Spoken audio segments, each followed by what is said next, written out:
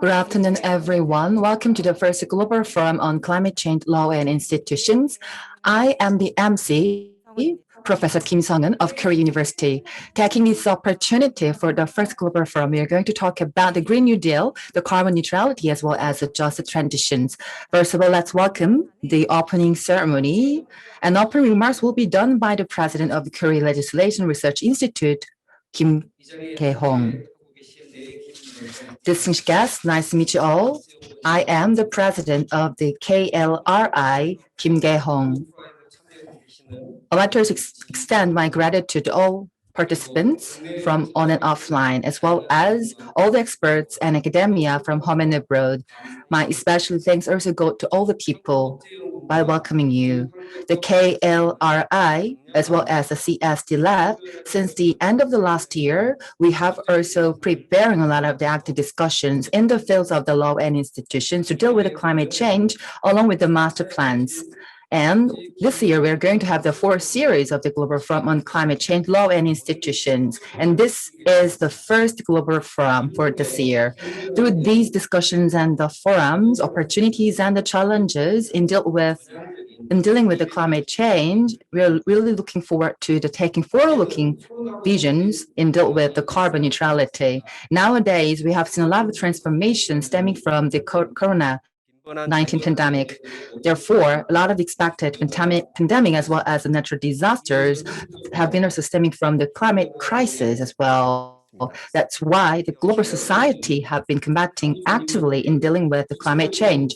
In particular, the Korean government has proposed the active specific measures in dealing with the carbon neutrality along with the executions as well. For implementing carbon neutrality, and now the Korean government will be also suggesting groundbreaking and innovative the challenges as well as the opportunities in the society and economy. In terms of the carbon neutrality and the green economy, will be also transform the transitions from the energy. Therefore, will be absolutely would have some challenges to really provide the equitable the opportunities to everybody in the societies, in the regions and the industries as well. In this regard, for the communities and the regions and societies, and throughout the processes of the carbon neutral society, everyone, every industry should also be involved and embraced. Therefore, the green economy and the carbon neutrality should be also basically and stemming from the just transitions for the industries, regions, as well as the social members. To do so, we have a lot of the tasks and objectives to really implement those measures.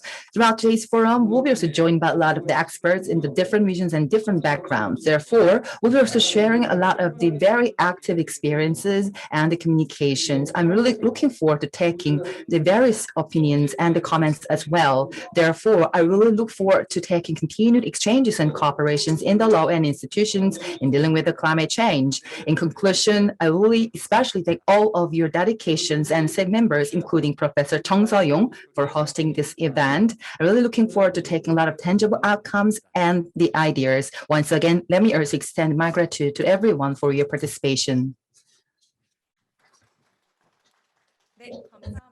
Thank you very much for your good opening remarks, President. Now we'll be also joined by the Senior Advisor of the CSD Lab, as well as the former Vice Minister of the Environment of Korea. Good afternoon, everyone. My especially thanks also go to the President of the KLRI, Kyunghee, as well as the Senior the president of the Korean Society of the Climate Change Research, No Dong-won, and Michael,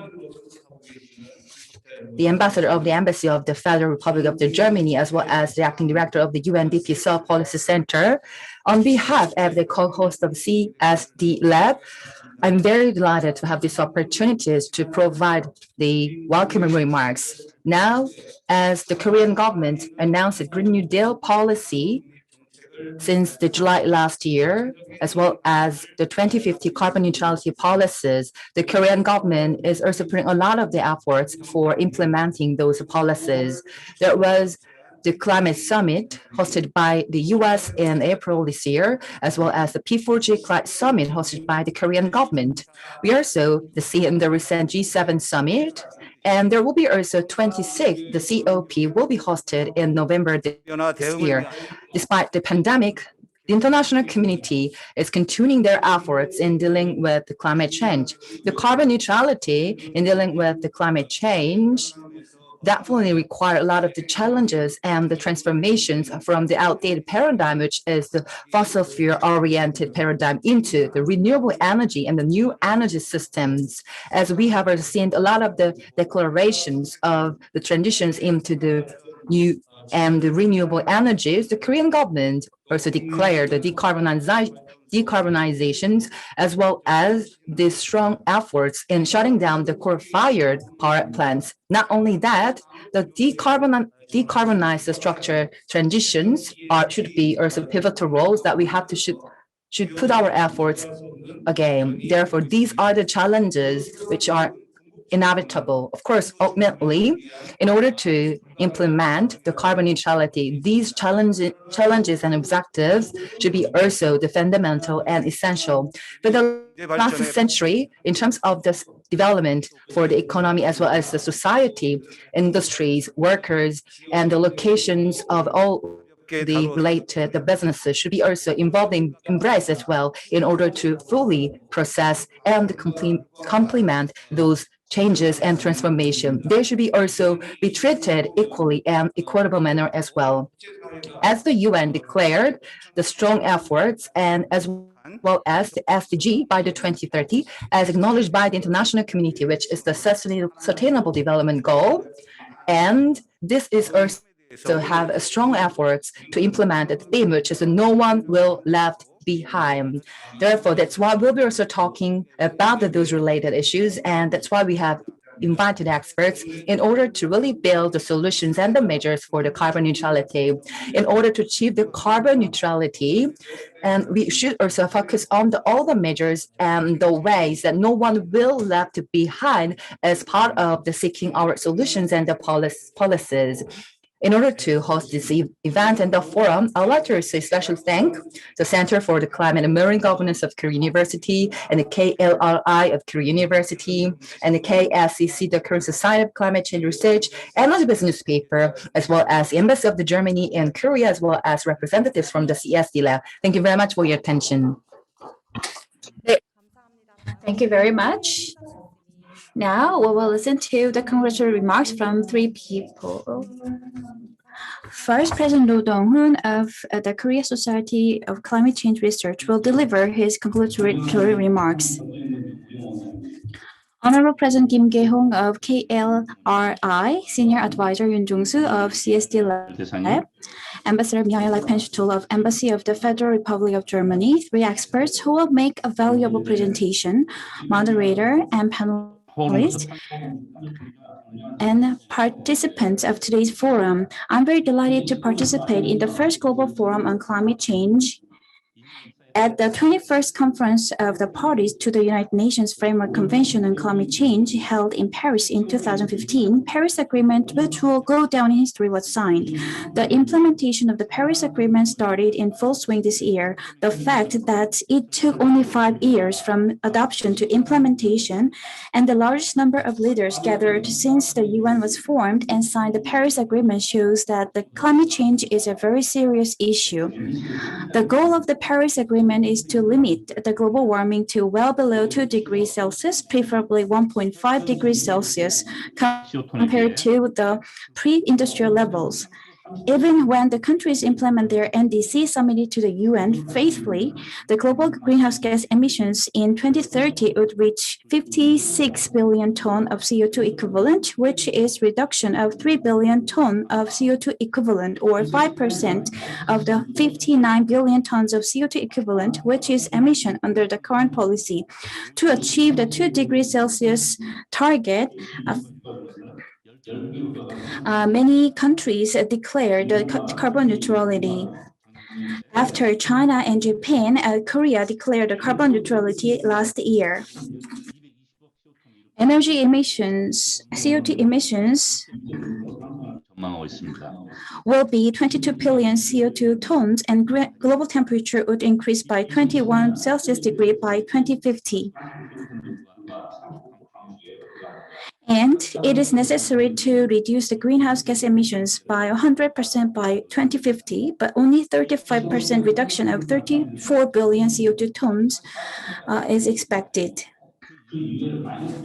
To achieve the carbon neutrality by 2050, the power sector needs to achieve zero emission by 2040, and the building sector and the transportation sector need to achieve zero emissions. And the renewable energy need to be responsible for more than 2/3 of the energy supply. And coal, oil, and gas supply need to be reduced significantly, and photovoltaic energy and wind power need to be increased significantly. Through the technologies like photovoltaic energy and wind power generation, we can reduce the greenhouse gas emissions by 80%. But half of the greenhouse gas emissions we are supposed to reduce after 2030 need to be handled by the new technologies like hydrogen and bioenergy. It is expected that 14 million new jobs will be created thanks to the investment in this sector, but a lot of jobs will be lost at the same time. 930 gigawatt coal-fired thermal power plants need to be closed after 2030 in China alone, and large number of coal power plants are expected to shut down in India. 30% of oil reserves, 50% of gas reserves, and 80% of coal reserves should be closed. It means that $10 to $20 trillion of stranded assets will be made between 2015 and 2050. While new jobs in investment opportunities are being created, many people will lose their jobs and will not recover their investment. Therefore, the process of achieving carbon neutrality should be transparent, and policy considerations are necessary to encompass people from all walks of life. I think that holding this forum under the theme of Green New Deal and fair transition is just very meaningful and timely, as the Korean government is preparing for the carbon neutrality strategies, and I hope that fruitful discussions and measures are discussed through this forum. Thank you very much. Thank you very much. Now we'll listen to another council remarks from Mikhail Leifenschütter, Ambassador of Embassy of the Federal Republic of Germany. Of the co-hosting organizations, English speakers and listeners, ladies and gentlemen. I'm very pleased to participate in today's international seminar on Green, New Deal and Just Transition. On behalf of the German Embassy, let me express our appreciation to the Korea Legislation Research Institute, the Center for Global Climate and Marine Governance of Korea University, the Center for Climate and Sustainable Development Law and Policy, as well as the Korean Society of Climate Change Research, and last but not least, you personally, Professor Chung, as in the seminar. We are also very grateful for the opportunity to support the event together with Energy Business newspaper. Initiatives and seminars like today, they are highly important. They allow us to learn from each other. And events like today, they are an excellent platform to share and to discuss further ideas on green recovery, green mobility, green technology, and green transition. Korea and Germany are joining hands to overcome the COVID-19 economic effects, as well as tackle challenges associated with pressing environmental issues, such as climate change. This gives us also a chance to rebuild better, greener, and fairer. Germany, like Korea, recognizes this opportunity and is determined to make the right decisions for our future. Investments in renewable energy, biodiversity, and just transition. For example, following the coal phase out, they will ultimately allow us to transform into a more sustainable society. This is in fact a key to reaching our ambitions and climate goal for 2030 and greenhouse gas neutrality by 2045. But we still have to go a long way. How do we inspire the public for green transportation? How do we engage to other sectors of the economy? How can we encourage research into green energy alternatives? And how do we make this process as inclusive and fair as possible? Get everybody on board. The answers to these questions will ultimately determine the success of our economic transformation. But we cannot do it alone. In this team effort, we see Korea as a like-minded and important partner. Korea and Germany, we share many similarities. We are both highly industrialized, export-oriented nations with a focus on manufacturing, and we both have an interest in a sustainable and affordable energy supply. A major platform for cooperation is our energy partnership. Korea and Germany have expertise and spirit of innovation. For example, in the field of hydrogen, in renewables, we complement each other. Together, we can revolutionize our energy sector, achieve greenhouse gas neutrality, and overcome the climate crisis. We have some outstanding expert speakers here today. Their presentations will give us some valuable insights into how we can move green recovery and just transition forwards. Many thanks.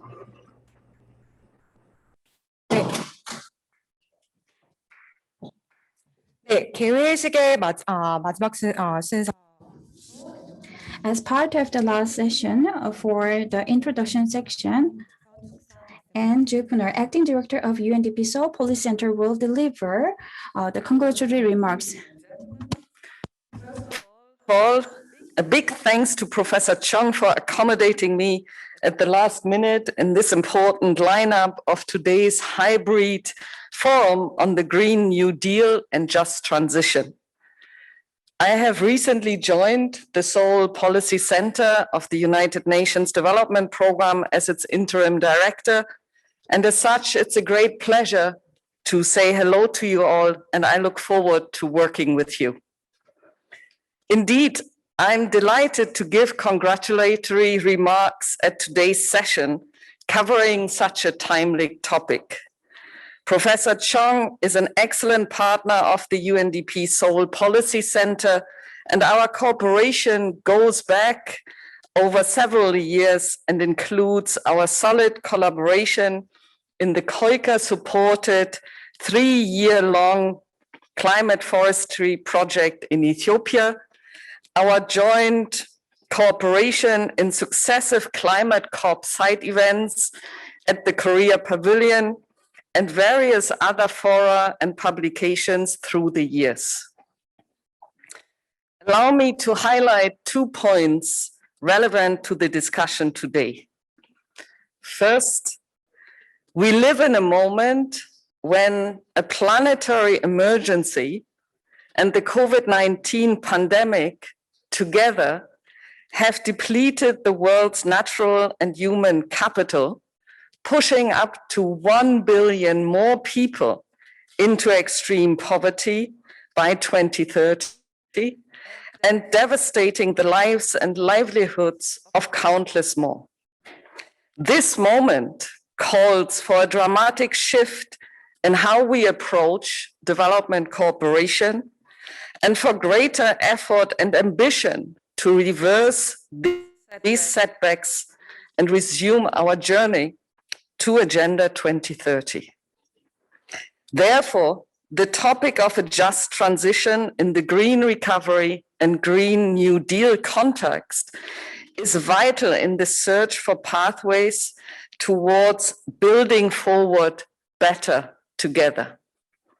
UNDP's aspiration here is to help countries expand people's choices for a fairer, sustainable future to build the world envisaged by Agenda 2030 with planet and people in balance and harmony. My colleague Sarwat will further elaborate on some of these issues in her upcoming presentation later on. Let me end by congratulating the organizers for this very timely forum, and I wish all of us a very interesting and productive session. I remain committed to continuing the robust partnership between our center and the Korea University. Thank you very much for your attention. 감사합니다. 네, 감사합니다. 네, 이것으로 Thank you very much. This is end of the opening session, and we will now move on to the presentation session. I'd like to thank all the speakers, Senior Advisor of CSD Lab, President of the KLRI, Ambassador of the Embassy of the Federal Republic of Korea, and Acting Director of the UNDP Seoul Policy Center. Thank you all for your great remarks. Today, we are holding this seminar under the theme of Green New Deal and Just Transition, and we will have 3 presenters followed by discussion session. Suh-Yong, Professor of Korea University, will serve as a moderator.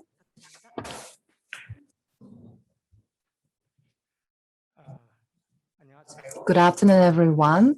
I am Professor Suh-Yong of the Division of the International Studies of Korea University.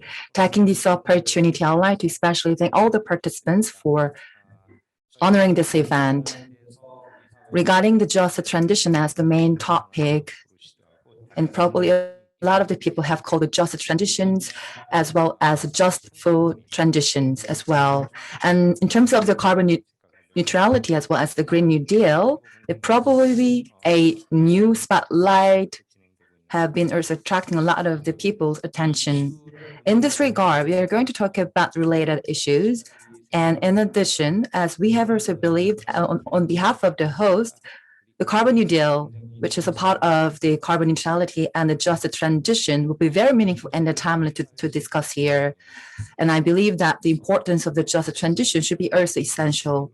In this regard, as already mentioned by all the speakers for opening sessions, we have been also recognized the importance as well as important measures to deal with the COVID-19 pandemic, as well as all the new circumstances that faced by the developing countries.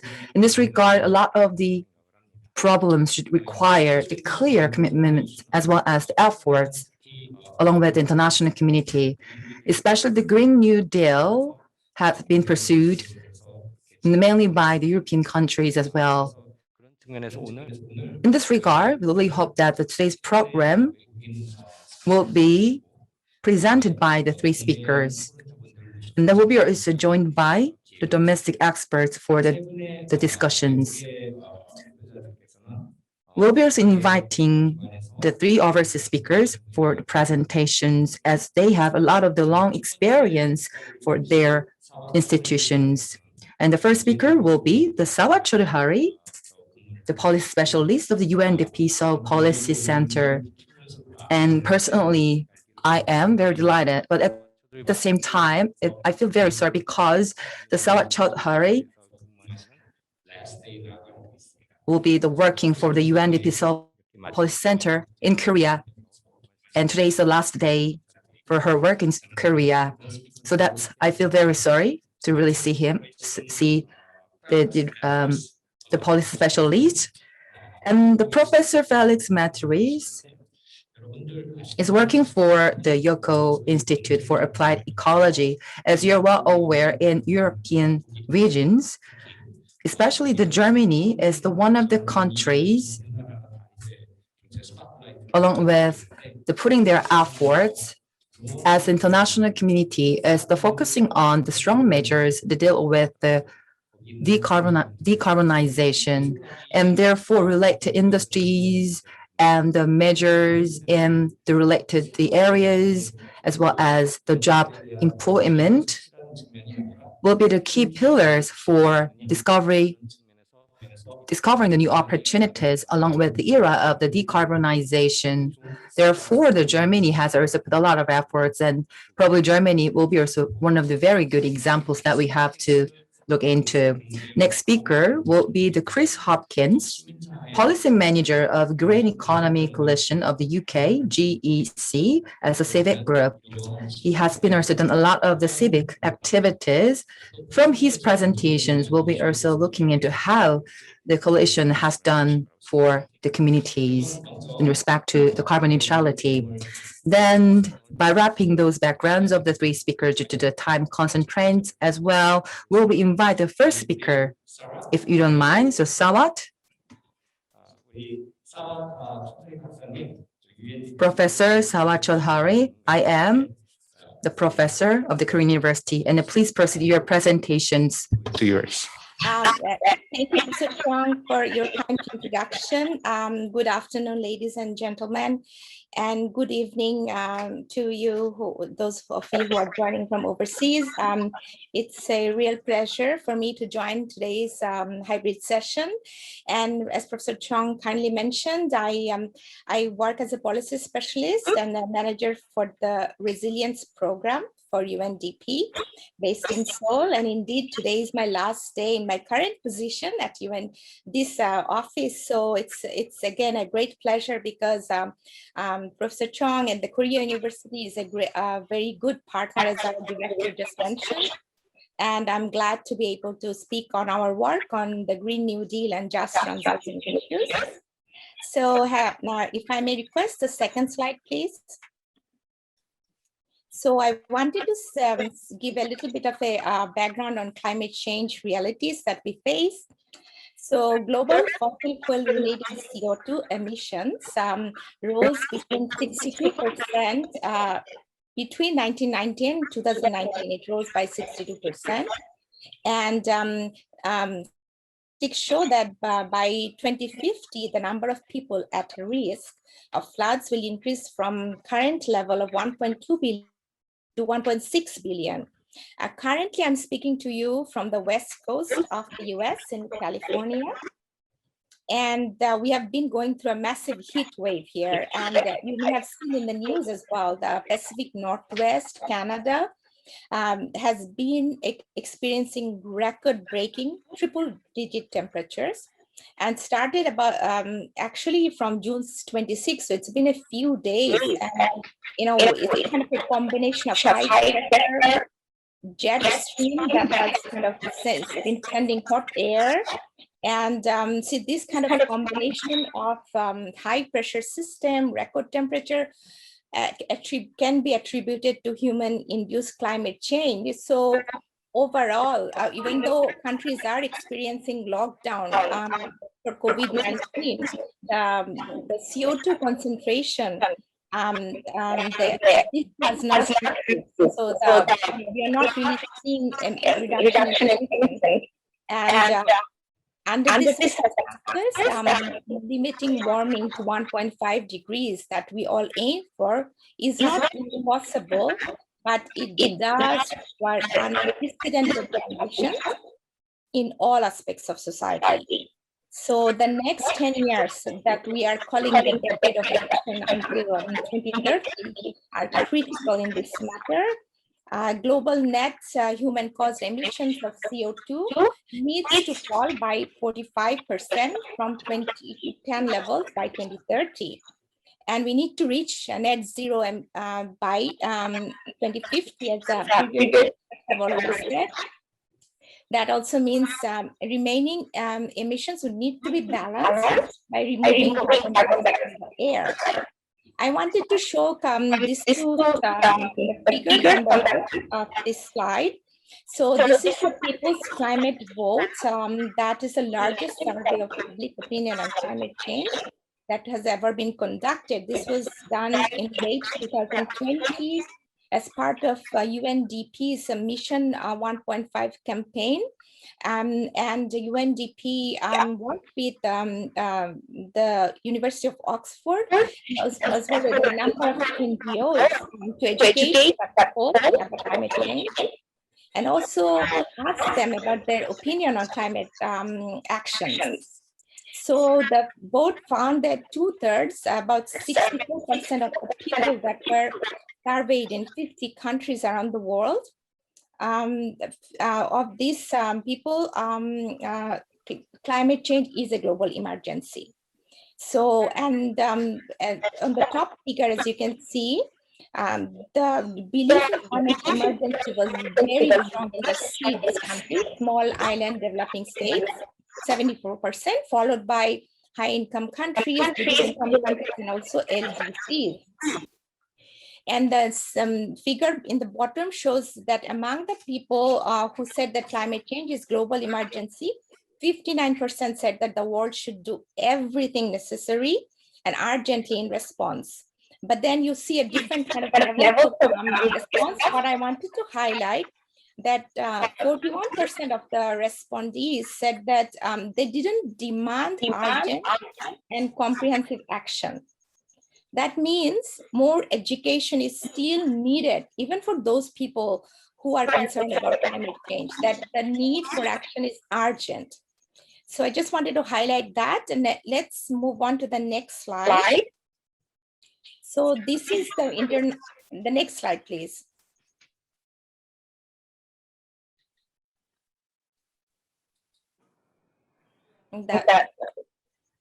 The slide says international trends. Yes, thank you. So the robust green recovery trends are very important. We are talking about building back better, building forward better. So these kind of green recovery plans must be meaningfully integrated into multi-year, multi-dimensional economic growth plans. However, currently environmentally perverse subsidies seem to be the predominant trend still. So this chart shows that the amount of money G20 countries have committed towards either green or brown recovery since the beginning of COVID in early 2020. So as of June 16, 2021, brown recovery trumps green recovery, both in total amount as well as per capita. And this is actually unfortunate because, as we know, COVID-19 provides a rare opportunity to build back better, build back smarter and greener. So let's go to the next slide. So this is about the convergence of crisis. We are currently facing this convergence of different crises that are exacerbated by the COVID-19 pandemic. And that shows the need for integrated solutions with a long-term perspective. So these crises, and on the left side, as you can see, include continued environmental degradation and destruction of biodiversity. And the international community have not achieved any of the 20 IT biodiversity targets that were agreed in Japan in 2010. And of course, we are facing the rapidly warming planet with extremes of all the weather events. And in 2019 and also 2020, were the highest temperature on record. Then we also have the COVID-19 pandemic and its health and socioeconomic consequences, which has disproportionately impacted the most vulnerable, potentially forcing 1 billion people into extreme poverty by 2030 and leaving many nations in severe debt distress, which actually calls for unfortunate trade-off between investing in people's immediate needs and a longer-term green recovery. We are also looking into the rapid technological changes, which unlocks opportunities in the long run, but also presents socioeconomic challenges. For example, the digital divide among those with internet access and those without threatens to grow inequalities, as we saw during the pandemic and still experiencing. Those with reliable internet access can continue their education online, and those without cannot. So the global response to the pandemic over the past year has unlocked trillions of dollars in fiscal support and has seen a tenfold increase in social protection measures that proves that we can work together in an unprecedented way to solve the challenge that faces us.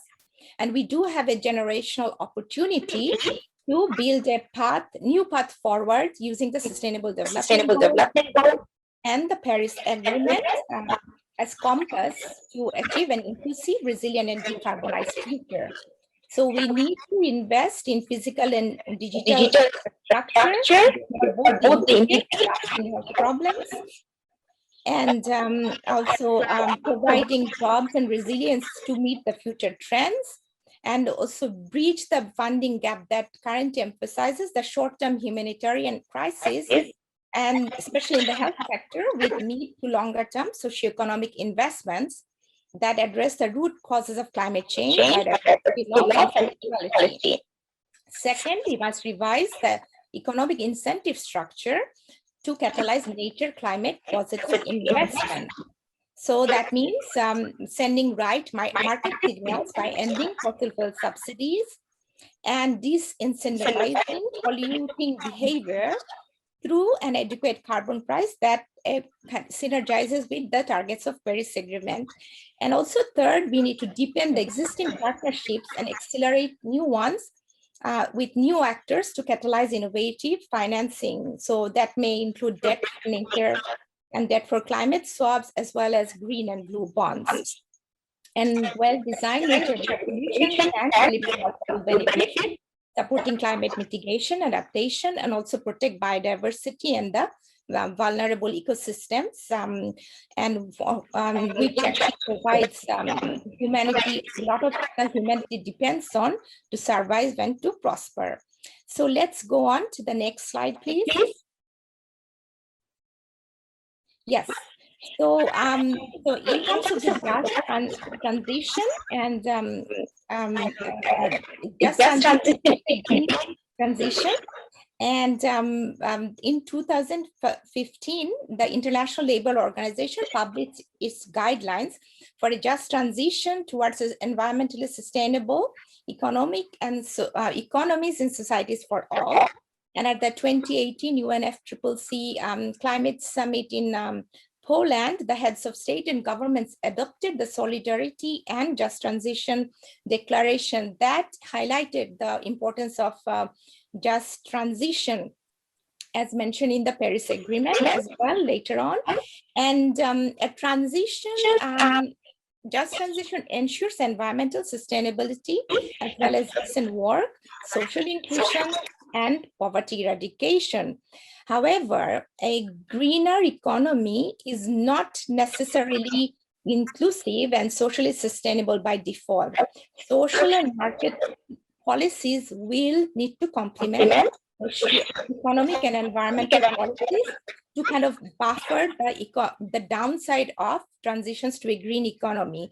And there are a number of factors that need to be considered when planning transitions, and I'll go through them in the next few slides, but you can see them in the bullet points here.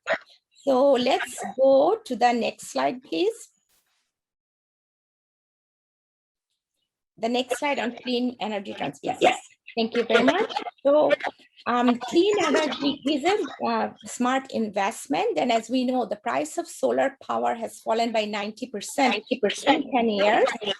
Countries need to cooperate to phase out fossil fuels through impactful and fair energy price systems and reforms. And at UNDP, we are support government and fossil fuel subsidies and introduce carbon pricing in a way that benefits all communities. However, governments can't do this alone. Commercial capital is very important to invest at the stage and needed.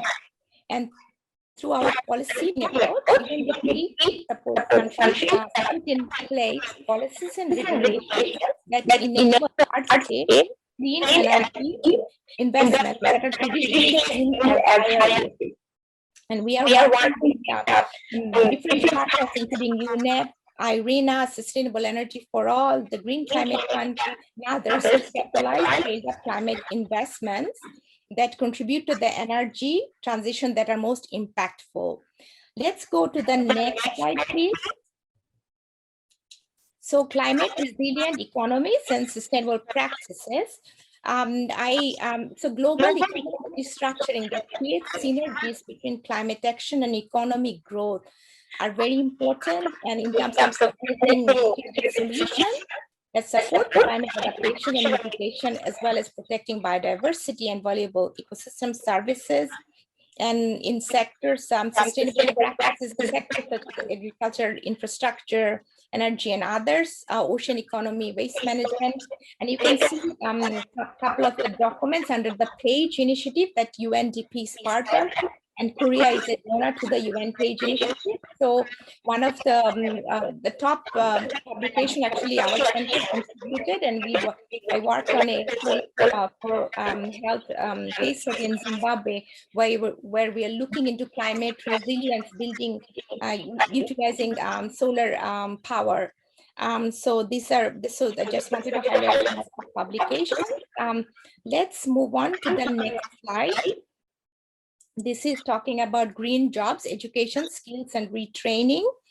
And part of ensuring a just transition also means acknowledging and planning for the job losses in conflicted areas. So the potential short-term adverse impact can and must be anticipated and effectively managed to realize the long-term gains in just transition. So ILO estimates that by 2030, the energy transition could lead to the loss of 6 million jobs, but it would also create 24 million jobs. So this is just a direct benefit in terms of jobs. The effective value of transition is much more than that. And the green jobs, the definition, as we can explain, is decent jobs that in any economic sector, so agriculture, industry, services, administration, which contributes to preserving and restoring and enhancing environmental quality. And so this, in the slide, you can also see the ILO's green job and different aspects for the green jobs program is looking at for the creation of more and better green jobs. Okay, let's go to the next slide. So this is about gender equality and gender COVID-19 impact on women. Women have played a major role as frontline. Women, 70% of the healthcare workers are risking their lives are women. And infection rates among health workers are up to 3 times higher than among the male counterparts. However, women on average make up only 24% of members among the 225 COVID-19 task forces that were examined in 137 countries. And this is the result of the COVID-19 Global Gender Response Tracker tool that looked into government pandemic policies. So in this 26, and only in 26 task forces, there were actually no women at all. So the global trend of kind of women's representation has been shockingly missing in the COVID-19 context as well.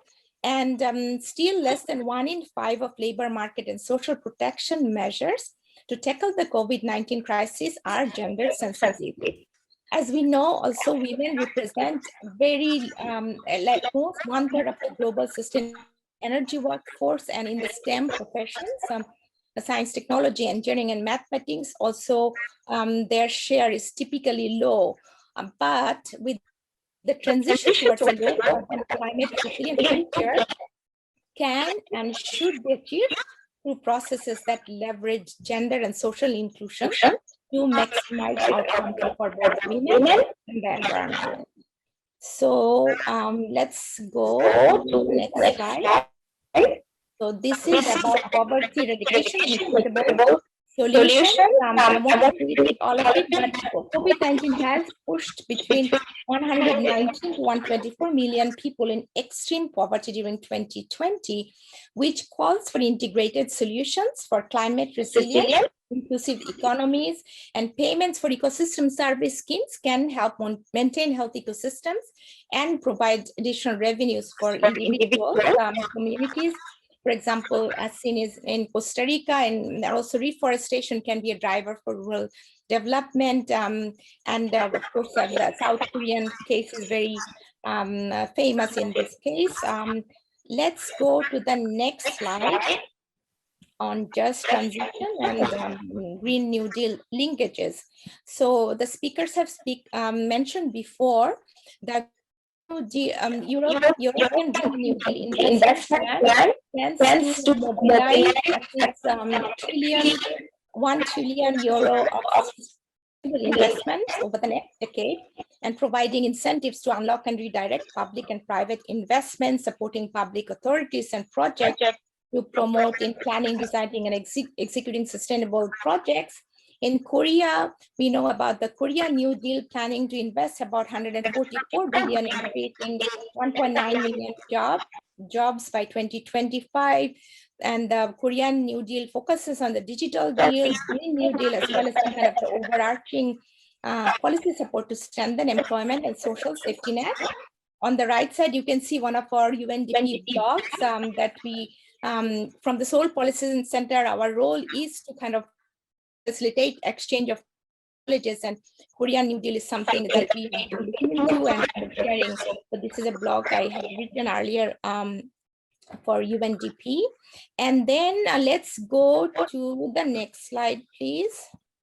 So this is talking about UNDP's comparative advantage in so since 2008, we've been working and supporting 75 countries in integrating adaptation into national development planning, investment processes, and supporting the nationally determined contribution processes are since the Paris Agreement. And you can see some of the numbers, so I won't go into detail on this one. We, among the UN agency, UNDP has the largest program on climate change, and we work in 145 plus countries on this on climate change mitigation and adaptation issues. Let's go to the next slide, please. In terms of UNDP's support to governments in pursuing green recovery, we are focusing on three areas: driving a low carbon energy transition, leveraging nature-based solution, and the third one is combating inequalities. So lowering poverty and inequality, integrated nature climate solutions, green job creation, digital inclusion, clean energy access, and strengthening social protection measures and governance for working in countries like Rwanda and Egypt. So next one, let's go to the next slide. This so this is about UNDP's climate promise, which is a commitment from the organization to ensure that any country that wishes to review and revise national pledges under the Paris Agreement is able to do so. And we, despite the COVID-19 pandemic last year, we continued to support, and actually most vulnerable countries have been actually raising their climate ambition, and this work is continuing this year as well, backed by an in-depth analysis of the hurdles that countries face to enhance and implement NDCs, and we are working at different levels. We're building political will, reviewing and aligning, updating existing policies, incorporating new sectors, as well as assessing cost and investment opportunities, and also working on the monitoring part of it, and review strengthening transparency part of it. Let's go to the next slide. So this is our climate promise work, which is again helping 110 plus countries raising their climate ambitions. So you can see some of the figures here in terms of we have been leverage financing about 34 million from particularly as bilateral donors, and we have 13 areas of thematic focus and we work on with a number of partners, including NDC partnership, IRENA, UNEP, UNICEF, UN Women, UN Habitat, the World Bank Group, and others, and of course our donor partners, including SIDA and others. So let's go to the next one, which is about UNDP's nationally determined contribution, support NDCs to recovery. So a new study by the Oxford University shows that the recovery packages that seek synergy between economic and climate growth have better potential for reducing climate risk, increasing and productive human, social, physical, and natural capital. So NDCs and green recovery can be mutually reinforcing, and recovery plans can incorporate NDC targets and strategies while also leveraging NDC enhancement processes, including stakeholder consultations, socio-economic and sectoral assessment, modeling, to strengthen systems that pave the way for long-term development. And in terms of our offer to provide the support, as I mentioned before, we are aligning NDC and green recovery policies, leveraging and integrating climate planning and financing framework, strengthening engagement with finance ministries, as well as enhancing gender responsive and inclusive processes, building national capacity and facilitating South-South collaboration.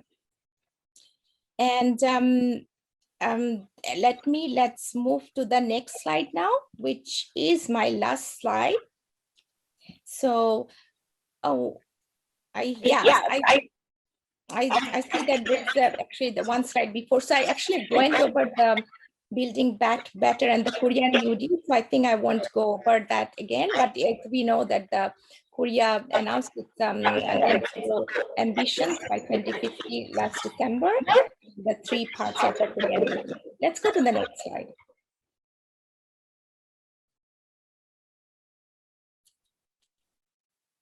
Okay, so so this is my thank you slide, but I just wanted to refer back to the convergence of crisis that I mentioned earlier. So we now have a generational opportunity to build a new path forward. And the SDGs, the Paris Agreement, these are our compasses that can help us to build this inclusive society and have a just transition. So again, I would highlight the 3 points I mentioned. We must invest in the physical and digital infrastructure that deliver both the immediate and lasting health protection, jobs, and resilience to future threats.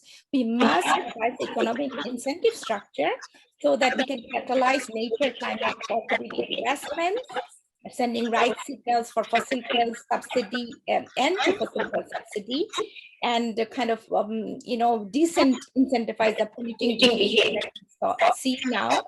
And the third point, again, I want to highlight is to deepen existing partnerships and accelerating new ones with new actors so that we can catalyze innovative financing, including debt for nature swap, green blue bonds, and these kind of well-designed solutions can deliver multiple benefits and support climate change protection, adaptation, mitigation, protect biodiversity and valuable ecosystem services, and on which our humanity depends to survive and prosper. So with that, I would like to end my presentation. Thank you.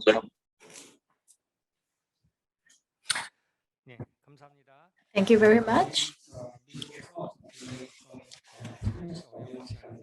It is very hard to join online because she is in US now. And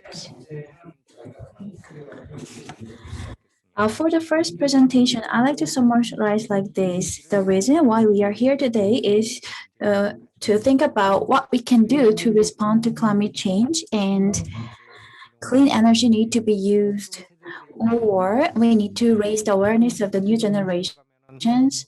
And to be specific, we need to change the buildings into more eco-friendly one. And in this process, what should we do and to ensure no one left behind? We need to make good opportunities, and we need to think about those who may be left behind by supporting them, by providing them with an incentives. And this cannot be done at the domestic level. International society should join our hands together. And UNDP is an organization supporting developing countries, and she well summarized what activities are done by the UNDP.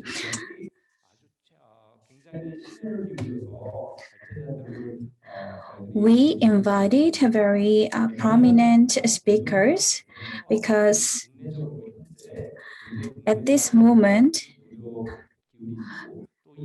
there are many people who are making an effort, and there might be an issue regarding the coal power plant. So we invite a speaker who will talk about the just transition and restructuring of the coal industry. And there were many discussions about the coal phase out while making sure that no one is left behind. And Germany made a lot of effort to be on the right track. And we invited the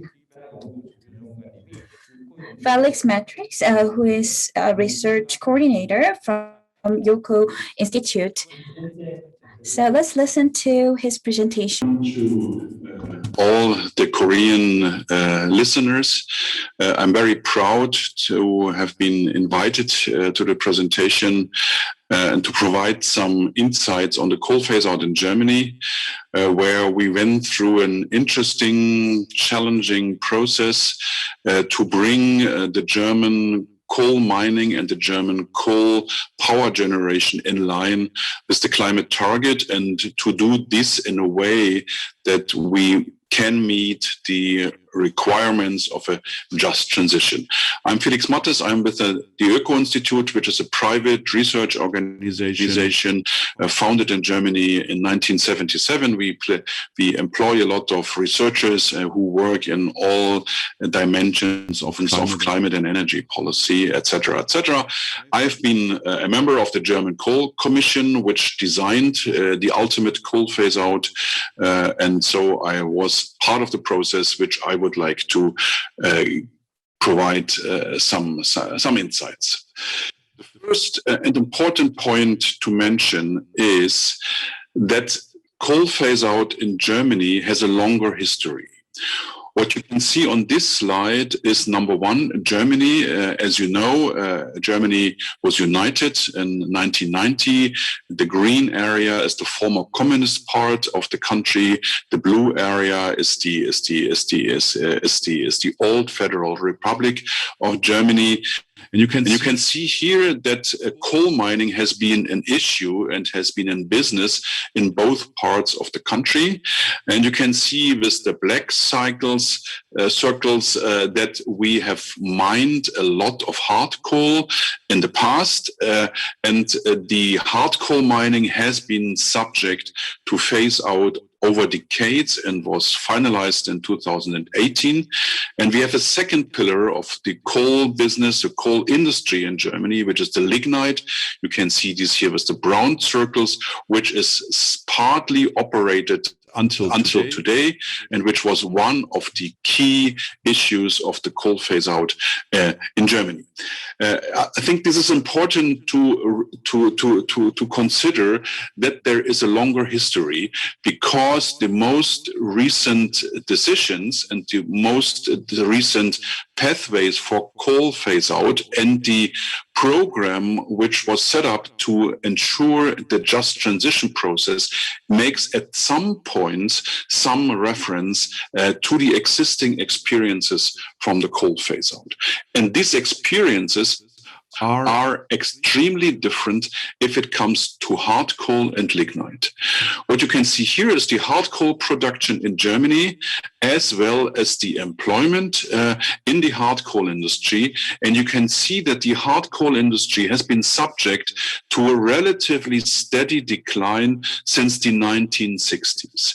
And this decline was painful, but during the course of this decline, which was politically driven essentially by the economics of the hard coal mining in Western Germany, but many mechanisms to compensate or to cushion the hardships of these transitions have been developed in this longer and steady phase-out process for the hard coal. This is totally different for the lignite. You can see here that we have three major lignite mining areas in Germany, and the dark brown area is the lignite mining in the western part, and the two light brown areas show the lignite production and also the employment in the eastern part. And you can see here that immediately after the German unification, the lignite industry in the eastern part of the country has crashed. And so we see here the opposite of a steady phase-out process. This was a crash which has been a reference for all the processes for the next stages of lignite phase-out, because especially in the eastern, that means the formerly Communist Party part of the country, you can see that there has been an experience from a structural change, which was essentially characterized by a crash where a structural adjustment took place in a period of a very few years. And this is important to bear in mind, that there are two different, let's say, social experiences and political experiences from coal phase out, the steady decline in the western part, and the crash essentially in the lignite regions of the eastern part. However, the ultimate driver for the most recent coal phase-out decision has been climate policy. You can see here the trajectory of greenhouse gas emissions for Germany between 1990 and 2020. You can see here we have seen significant emission reduction, partly caused by the structural adjustment of the eastern part of the country, but you can also see that there are two different trajectories. The first is the black bar indicate the emission levels from power generation. And power generation in Germany, the emissions from power generation come essentially from coal. You can see here that there has been some emission decrease from the power sector, but it is still the biggest single sector in terms of greenhouse gas emissions. So the coal-fired power generation produces more greenhouse gas emissions than all buildings and all the transport in Germany. However, we have seen some emission decrease. You can see this in the black line, not in a very steady process. And we have other sectors. The blue lines show you that the transportation sector ran totally out of control in terms of emission reduction. That means that there was a need to have a strong focus on the power sector and the power generation from coal due to the high level of emissions. And these are the next phases of the energy transition towards climate neutrality. The most important upcoming challenges come from the transportation. But in 2015, the political system realized that there is no way to do nothing in terms of emission reduction in the coal-based power generation. You can see this is in the black line that the emissions from power production have been almost constant between 1995 and 2015. And afterwards, it has started to decrease. And that leads me to some history of the coal phase out, which you should bear in mind if you want to understand how it worked. The phase out of hard coal mining has been a longer process, and in the end of 2018, the last hard coal mine in Germany closed. This is not to say that also the electricity generation from hard coal was terminated. We have still a significant share of hard coal-based electricity generation now based on imported hard coal. But the link between mining and the power was broken in the end of 2018 when the last hard coal mine closed.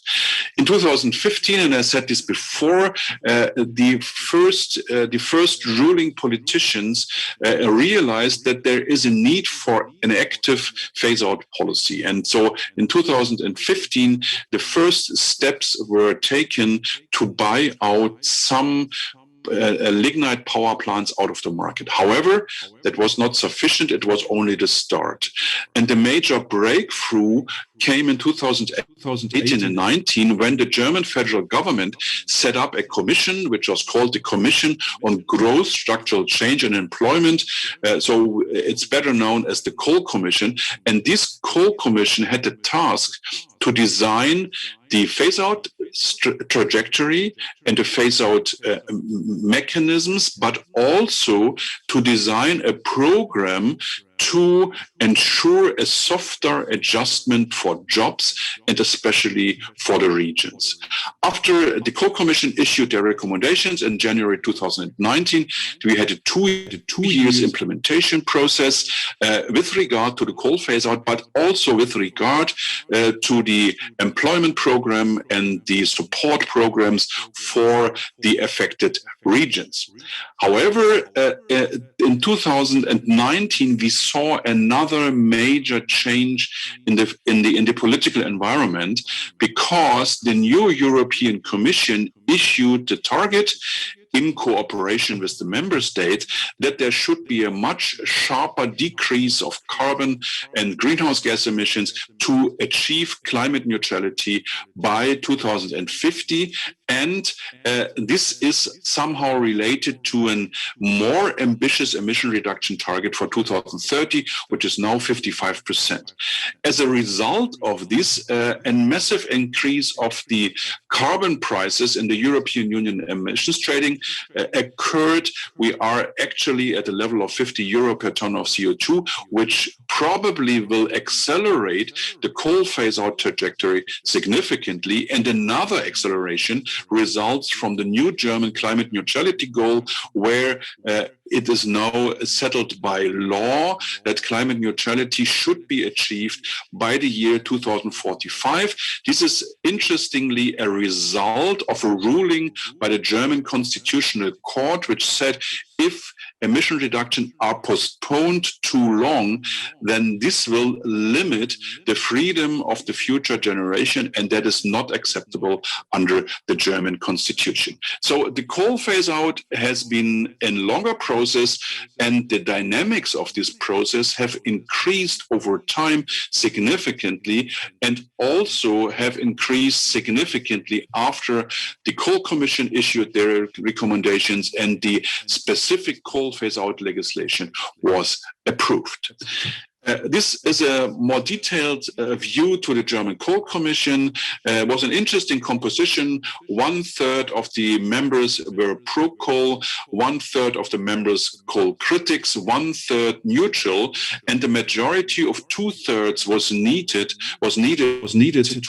to issue recommendations. You can see here that the composition was comparatively broad from industry, trade unions, from environmental NGOs. We had a significant segment of scientists. I was one of these scientists from the energy and climate segment, but we had also representatives from non-energy companies, and we had local representatives partly pro-coal, partly coal critics in the Commission. So, and we worked for more than 7 months very hard to understand ourselves, to find compromises with regard to the phase-out trajectory, but also with regard to the employment dimension and the support of the regions which are affected by the coal phase-out. This is the age structure of the German coal fleet as it has been in 2019. You can see here very different ages and very different in terms of hard coal and lignite. And there was a part in the west, a part in the east of the older plants. And there was a part in the west, especially with regard to the hard coal plants. And then we had another chunk of coal-fired power plants in the east. And then we had essentially the last investment wave in coal-fired power plants, unfortunately, after the year 2010, which was essentially in the west.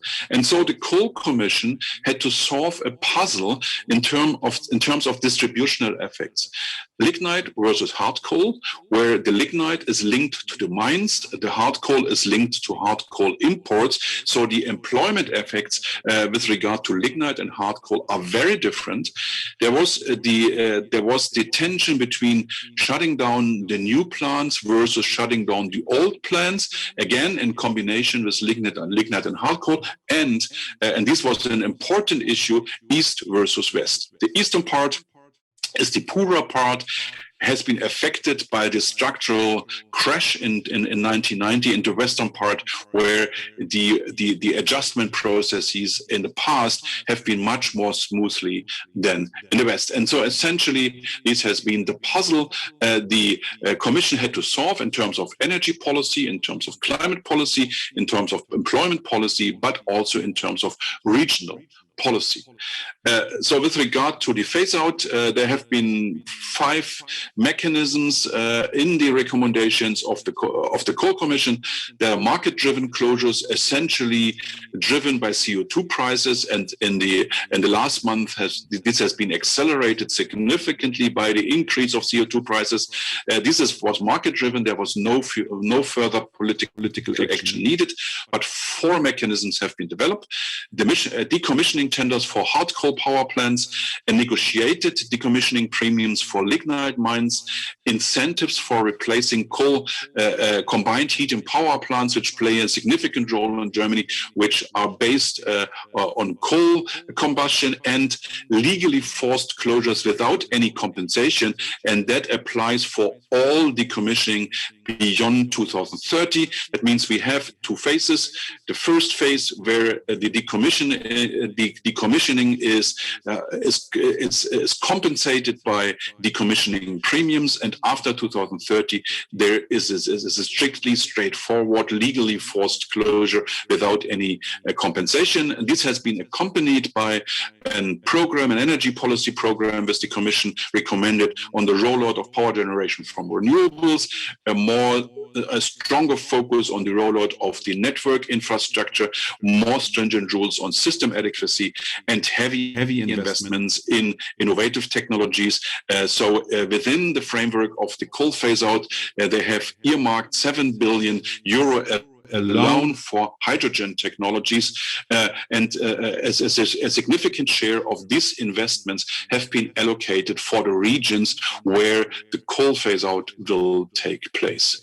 This is the trajectory you can see here. The original design has been a relatively steady decrease of the capacities. It will now go faster, but the general idea has to have a smooth and at the same time ambitious in terms of climate policy trajectory to get coal out of the system.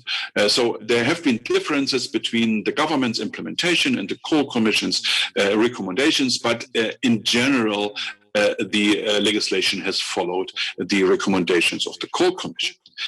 The last word on the energy policy dimension. These are the fuel switch prices in the continental European power market, and you can see here is that at the level of 20 to 25 euro per ton of CO2, the old hard coal power plants disappear.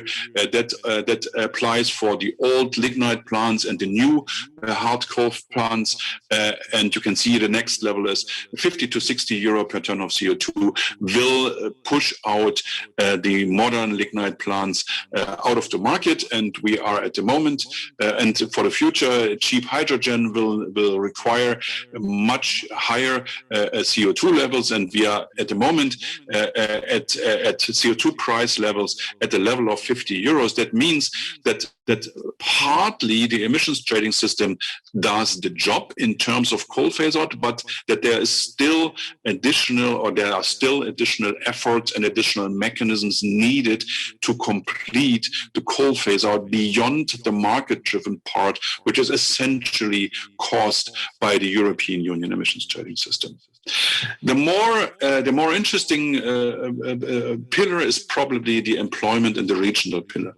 There are two different dimensions. The first is there are approximately 26,500 jobs affected directly in the mining areas, in the mines and in the coal power plants. This is not a significant level from the national perspective, but these jobs are concentrated in some and at least partly poor and rural regions. So there are hotspots.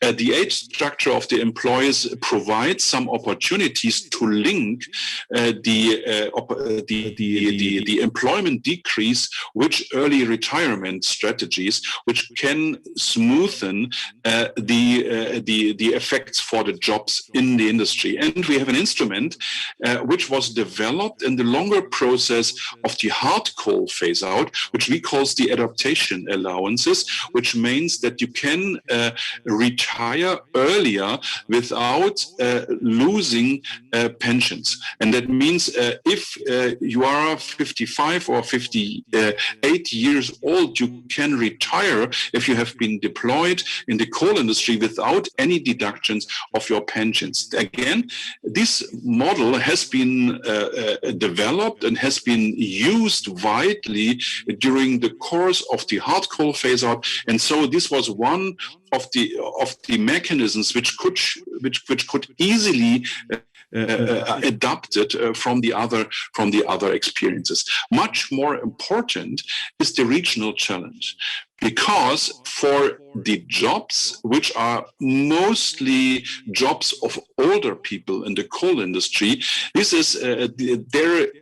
there are sufficient mechanisms to smoothen the decrease of employment. But the question of the question on the future of the regions is not the issue of the old people there. It is the issue of the young people there, and the representatives of the regions in the coal commissions have been made clear and again that the future on the regions is not about how to deal with the job losses in the coal industry.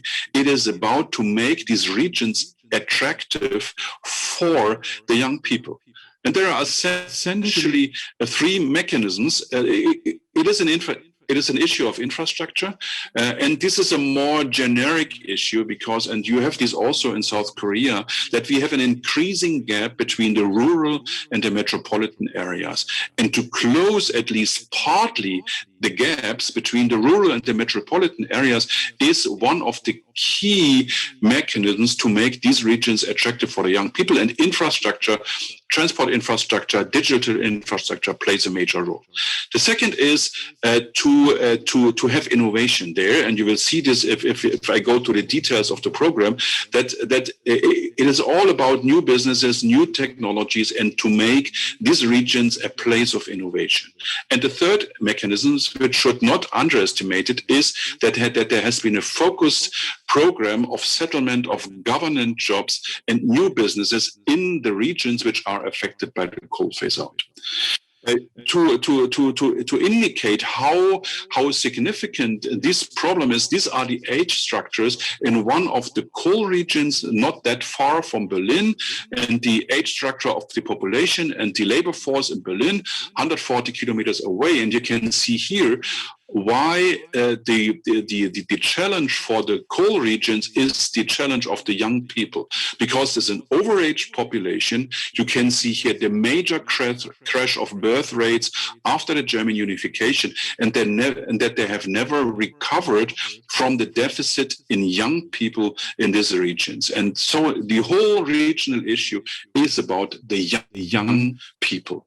So the overarching program is that there has been a 6-pillar program developed by the Coal Commission and implemented by the government: infrastructure, transport and digitization, investment support, a lot of innovation investment, especially with regard to research institutions, demonstration projects and innovation zones, the settlement of government agency. The federal government has committed itself to settle 5,000 new government jobs in the regions which are affected by the coal phase out, the early retirement and the adaptation allowance mechanism worth 4.8 billion euro by 2048, which allows early retirement, as I described this before.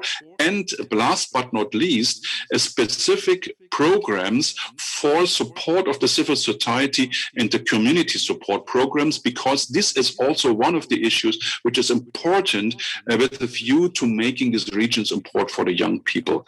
In total, more than 40 billion euros will be made available up to the year 2038, approximately 2/3 by programs run by the federal government, and the innovation was 14 millions are available for programs that are designed by the coal regions itself. And that was one of the major innovations in the coal commissions, that the coal commission has not said, okay, we designed the program. They have asked to the regions, what are your ideas for the world beyond the coal?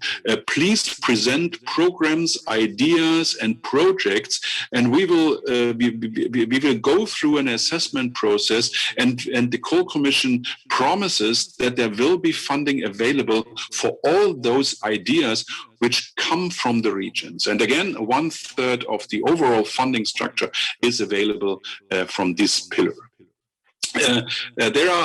There's a short overview on the programs run by the federal government. There's the support for regional businesses. If you make an investment, you get an investment subsidy. The settlement of 5,000 new jobs in government agency by 2030. That means in a period of 10 years. A lot of new road and railway infrastructure projects, which are partly under the auspices of the federal government and partly in regional responsibilities. There are 4 programs which exclusively focus the support of innovative municipal progress, and there are 10 programs, and this is important, for setting up or strengthening research and innovation institutions in the area of energy and climate. And so a lot of the efforts which are taken at the moment here in this country to ramp up the hydrogen segment of the energy system are allocated to the regions where the coal phase out takes place, to ensure and to maintain the regional identity of these coal regions as energy regions, but in future not longer on coal, but more on renewable energies, because land is available and hydrogen. However, there have been 13 other programs for strengthening or setting up research innovation institutions, which go beyond the energy and climate sector, new transport technology, technologies, health sciences, because these are mostly rural areas. So research centers on digitization of health services have been settled down, etc., etc. And that has been for Germany another innovation, that 2 major research centers were set up where the regions could develop the thematic areas. That means the government has said, we will make funding available, we will make infrastructure available, available for major research centers, but the ideas on the focus of these research centers should be developed in the regions or from the states where the regions are located, which are affected by the coal phase out. Again, there are also projects to support education, culture, and sports in the coal region. That means the cultural dimension of the coal regions, because coal, at least in Germany, due to the long history of coal and the industrialization, has also a cultural dimension. And again, there are these programs run by the coal state governments worth 15 billion euro by 2038 for the lignite regions, and an additional 1 billion for the regions which are affected by the phase out of power generation based on imported hard coal. There is a relatively high flexibility for the states, and all programs and projects need to be based on regional development strategies. These regional development strategies need to be developed by the regions, and these regional development strategies are laid down in the legislation which safeguards the funding. And so this is not an arbitrary regional development strategy. It is part of the legislation. So we have a regional support act, and these regional development strategies build the framework for the, let's say, the bottom-up developed programs which should smoothen and accompany the coal phase out. And again, it is the regional policies are about helping the coal regions. But if you have a closer look, then it is also and partly, mainly about bridging the gap between the rural and the metropolitan area, which is not an exclusive issue for coal phase out. We will see the same mechanics and the same trajectories also if it comes to the transformation of the car manufacturing industry, which is also partly located in very rural regions. And so the coal phase out policy with regard to the employment dimension and with regard to the regional dimension is somehow also a blueprint for the series of transformations which is ahead of us if we want to reach climate neutrality by 2045. And the structures of these accompanying programs might also the most important point which could add value for other regions and other countries which face the same challenge to phase out the industries which are characterized by the high carbon assets or by producing high carbon assets. I hope that there have been some interesting points for you. And if you have further questions, then you could, number one, consult the report of the Coal Commission, which is available also in English. The link is shown here. And if you have any specific need for background information, I will be happy to reply to your emails. Unfortunately, I can't be here at this conference personally or directly. But if you have any questions, please send me an email, and I will do what I can to help you with other insights or background information on this important point of German energy and climate and transformation policy. Thank you very much. 네, 감사합니다. Thank you very much. How did you feel about his presentation? I feel that it was very interesting. Of course, we have a little bit delayed by the scheduled time, but in terms of the just transition as the key topic, they probably how to translate the word, and probably the just transition in Germany be not really familiar with some of you and fluent in English, but the just transition will be also the meant a type of the warm transition. Warm transition. We're talking about to reduce the carbon emissions. To do so, first, the carbon committee is built in Germany in a different forms compared to the data of the Korea. The 1/3 of the proponents and the 1/3 are opponents, and the rest of the proportions are the neutral participants. And as a part of the competitions of the committee, so by 2030, a lot of the incentives will be provided by the German government. And a lot of the incentives are available in Germany. So after 2030, the no compensations will be conducted as a mandate for the stakeholders to really fulfill the requirements. In terms of the huge amount of the incentives and the benefits, we'll be also looking towards the ways and measures how to really mitigate the two key pillars, especially the regions in terms of the decarbonization, the hydrogen support policies, or think tank supporting the mechanisms as a part of the measures are also still ongoing in Germany as a major hub or a major mecca of the supporting the carbon New Deal and the just transition. These were the trends that we have looked in the country in Germany. So he has also delivered remarks at the UN, the COP, and here's a touch upon about some of the struggles and obstacles in mitigating the climate crisis and also reduction of the greenhouse gas emissions. And that was also one of the very sharp topics and attentions along with the international community. But in this regard, Germany, as the country, is showing one of the proactive and the leading roles in dealing with the climate change. And there are a lot of the implications. The UPS is one of the structures of the power plant mechanism. We also touch upon a key solution. So in this regard, we also need to look at how these measures will be also available and utilized in Germany. There will be also a very good opportunity to listen to their ideas as a good study examples. And also our host for the today's forum will be also providing the Korean as well as English versions as well as the reference materials. So please refer to the brochures and the related materials as well. So I believe that in terms of the just transition, I feel it's a warm transition.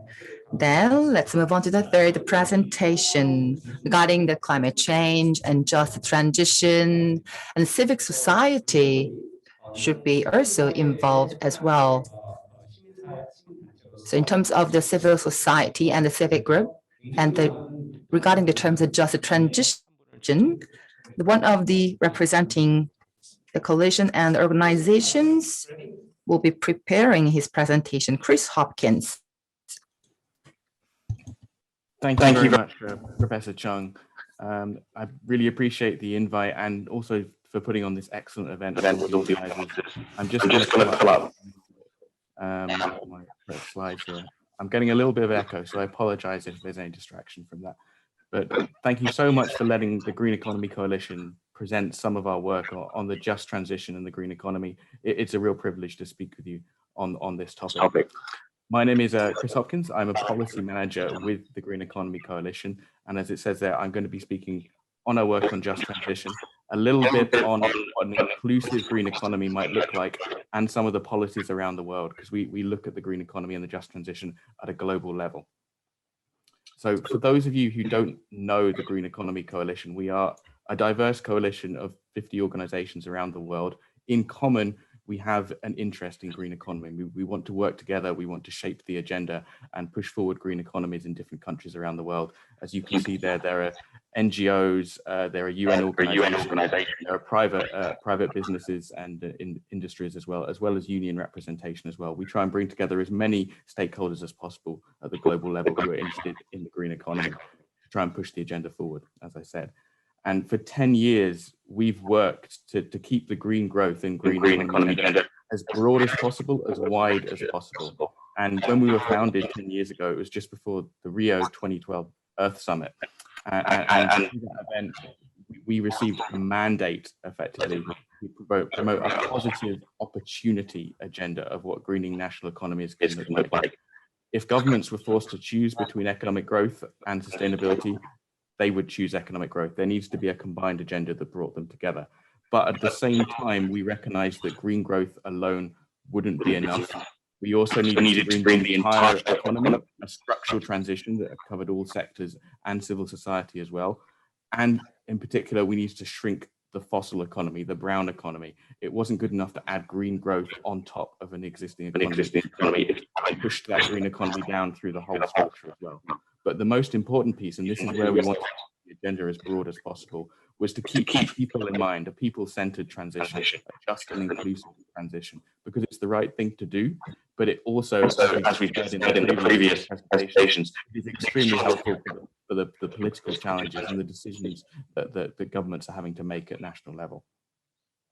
So we started to do this in how we shaped what we propose as the green economy in the Green Economy Coalition, thinking across 5 themes, 5 pillars, and really making sure that one of those key pillars was an inclusive transition. So here you can see the 5 pillars or 5 themes of how we propose to think about the green economy, thinking about measurement and governance on one hand, thinking about reforming of financial systems, thinking about the greening of specific economic sectors. And we just heard really, really excellent examples of how that can be done in the energy industry and the coal transition. But tackling inequality in a people-centered transition, central for us from the start, one of the 5 key parts of the transition. And last but not least, valuing nature as well. We can't just be exclusively focused on climate mitigation. We also need to think about the role nature plays and the biodiversity crisis that many countries are facing. In this work, we worked with many partners around the world, but in particular, I just wanted to highlight the work we did with GGGI, who are obviously based in South Korea, and IIID, and we were attempting to shape the new green economy agenda towards an inclusive process and just outcomes. Both of those are important, process and outcomes. And firstly, there was this paper in 2016, as I said, attempting to shape that agenda, pro-poor inclusive green growth, a new experience, a new agenda. And then more recently, you can go and look at this publication from my colleague Najma, who is our policy director, on how inclusion matters and some of the insights that we've drawn from green economy dialogues that we've been commissioned to run in partnership with the European Commission in countries around the world. What are those national experiences like, and how can inclusion be met? The next thing that we did to build on this 5-theme framework and this approach was the development of the tool which we call the Green Economy Tracker, which attempts to benchmark how nations are transitioning to green and fair economies. And as you'll see on this slide, we built that tool around those 5 themes that I mentioned earlier. So we are looking at the policy suite that countries might be considering adopting if they were thinking about an inclusive green economy. And here we have 4 policies under each of the 5 themes that we're considering: under governance, under finance, under sectors, under people, and under nature. And I just want to talk a little bit about the policies that we consider under people, about which are effectively just transition policies. These policies were selected amongst our coalition as some of the most important policies that were out there that governments might be considering. There are many, many more that you can consider, but these are the ones that we chose to monitor and track in different countries around the world. Green jobs planning, pro-poor policy, so the integration of environmental and social policy together, participatory policy making, so it was also about inclusive process as well as a just outcome, and innovative social protection. As we've just heard, social protection absolutely essential for all kinds of reasons during the COVID crisis, as we heard from Dr. Chowdhury, and also to help ease the transition in particular sectors, as we heard in Germany with regards to coal. So these policies we see as really important, but they are still set in the context of this wider policy suite, and we've made sure to try and communicate that through the tracker. What we added to this tool this year was a 21st tracking policy on COVID-19, looking at the COVID-19 recovery packages around the world. There's no point talking about green economy policy at this moment unless we're thinking about how it can be integrated in the recovery and the support policies that are being deployed around the world. And we wanted to make sure that just transition and just transition elements that were in green COVID-19 recovery packages were brought to the fore. They were emphasized and they were communicated as clearly as possible. Excuse me. As you can see here, inclusivity, green jobs, and integrated eco-social policy that supports a just transition is one of the key things that we've tried to highlight when we're reviewing different national economy packages. And you can see here from the quote from Angel Guerra that it's a real priority at the highest level from the OECD. The recovery from COVID offers a unique chance for a group, not just a green recovery, but the mainstreaming of lots of the just transition measures we've already heard, and we shouldn't miss that opportunity. Here's just a little summary of some of the results that we found from reviewing green recovery packages. This is the initial data. It's an evolving data set that we host on the platform with just 20 countries initially at this first stage. What we are seeing is quite a sharp divide between countries that are doing very generous green COVID recovery packages and countries that aren't really feeling able to deploy much at all. And in almost all cases, there is not enough eco-social support. Only in the very best countries, and I'll talk about some of those examples later, are we seeing some just transition measures specifically integrated into the COVID recovery packages. Though I would say we can't be fully comprehensive because we haven't covered every single country in the world. And no doubt there are very good examples that I won't be talking about today. So just briefly here, in orange, you can see on the map the countries that we've already covered in the tracker tool, and we are working to add 21 more countries, including South Korea and also Germany, but South Korea with the support of Professor Chung and Dr. Chowdhury, who have been a real assistance in this regard, and I'm really glad for the work we've been doing together. So I just want to pick up on some of the lessons that there are from this review that we've been doing at global level, the just transition experiences from other countries, and what examples governments should be looking at for an inclusive recovery. So in summary, globally, COVID support, whether it's stimulus, recovery spending, it's been very pro-social. It's been initially targeted at triaging healthcare systems, providing social protection, supporting jobs, and supporting SMEs. That's very, very clear, and that's an important baseline to establish. But what we have seen from our perspective is those policies have been very much walled off from the following green stimulus and green recovery initiatives that have really got traction at political level. But there's been a gap between the initial support at the social level and the social protection level, and then the green response that has been starting to integrated into government thinking.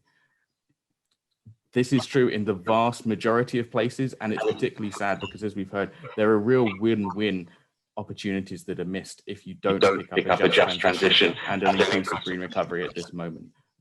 There are policies that you can pursue that will be very effective in both supporting jobs during the COVID crisis, during the recovery, and also putting in some of the structural transitions and the policy approaches that we need if we're going to fight climate change and also biodiversity around the world. But here's just a few of the positive examples that I do want to pick up. Most of the examples that we've seen in packages are focused on eco-job creation, as I just said. Stewarding nature can create jobs quite quickly.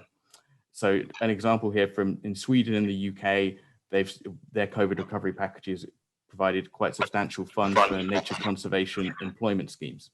And in the Republic of Korea, also in the Green Deal, significant spending, 2.3 billion on restoring ecosystems.